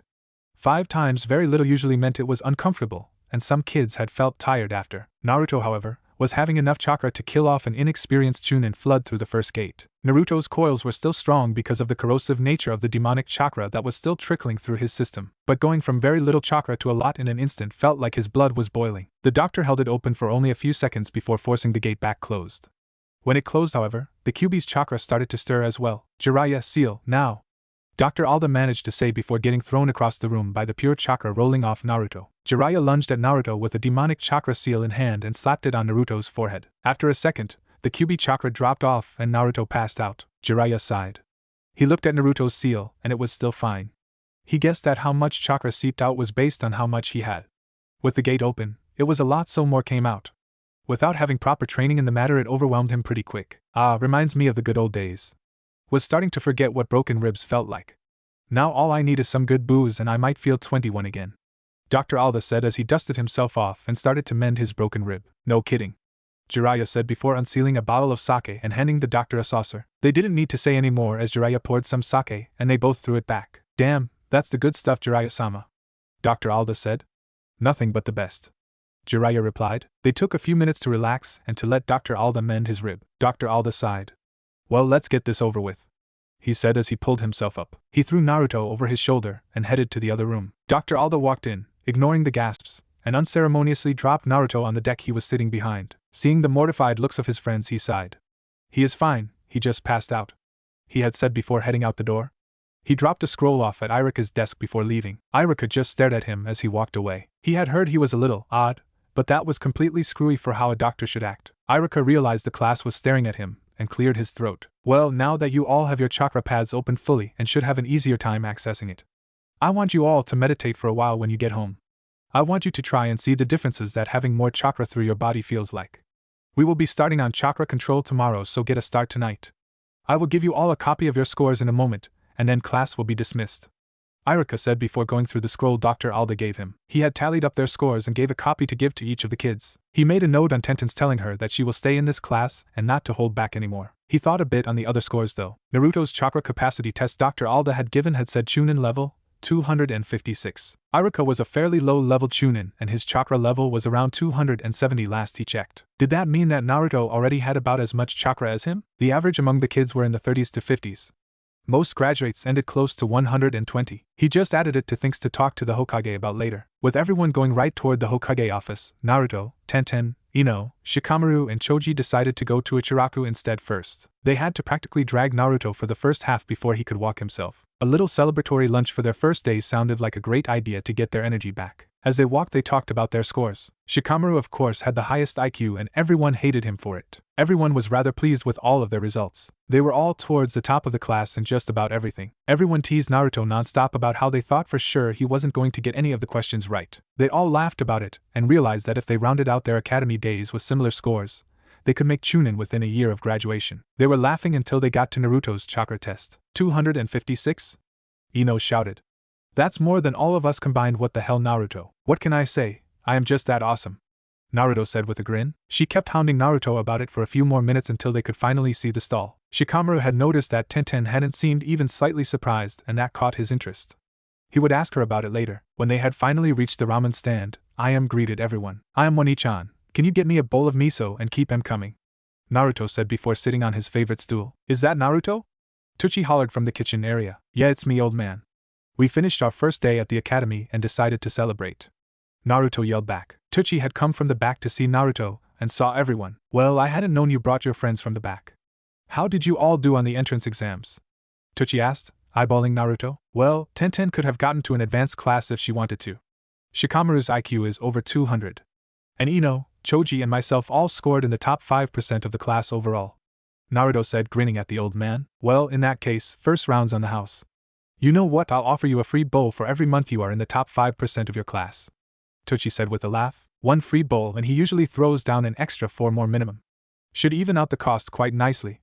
Tucci thought. Everyone got their ramen and talked a bit more about what they were hoping the classes were going to be like, and who they thought they should try and get into their group. So far, Sasuke was out, much to Ino's dismay. He was far too prideful and it would get far too annoying. Kiba was out, he was just too loud. Hinata was a maybe. She seemed like she would be quite strong, she was just far too timid at the time. Shino was quiet, smart, and skilled. They thought if they could actually manage to talk to him that they might invite him to hang out sometime. Ino had known Sakura and was friends with her, so they would try and get her to come with them someday. There were really no other standouts in their class. Most of the civilians just did not possess the attitude they wanted to be around. They decided to just not worry about it for the time being. It was only the first day after all. After their lunch, Ino, Shikamaru and Choji all headed home to get some money for gear. Naruto and Tenten headed toward the weapon shop that Niko had recommended a while back. Higurashi Arms. They had barely made it 2 steps into the shop before they could hear a yell from the back room. Welcome to Higurashi Arms. One moment. A gruff voice from the back called out. Tenten and Naruto were just looking around the shop in awe. There was everything a shinobi could ever need. Kunai, shuriken, caltrops, ninja wire, katanas, tantos, staffs, vests, jackets, armor mesh, wraps, holsters, sandals, and a ton of other weapons they could not identify. They both glanced at each other and almost squealed in excitement before dashing around the store. They were kids in a candy shop, but the candy shop was shinobi gear. They would most likely be broke before they left, but they could not be more excited.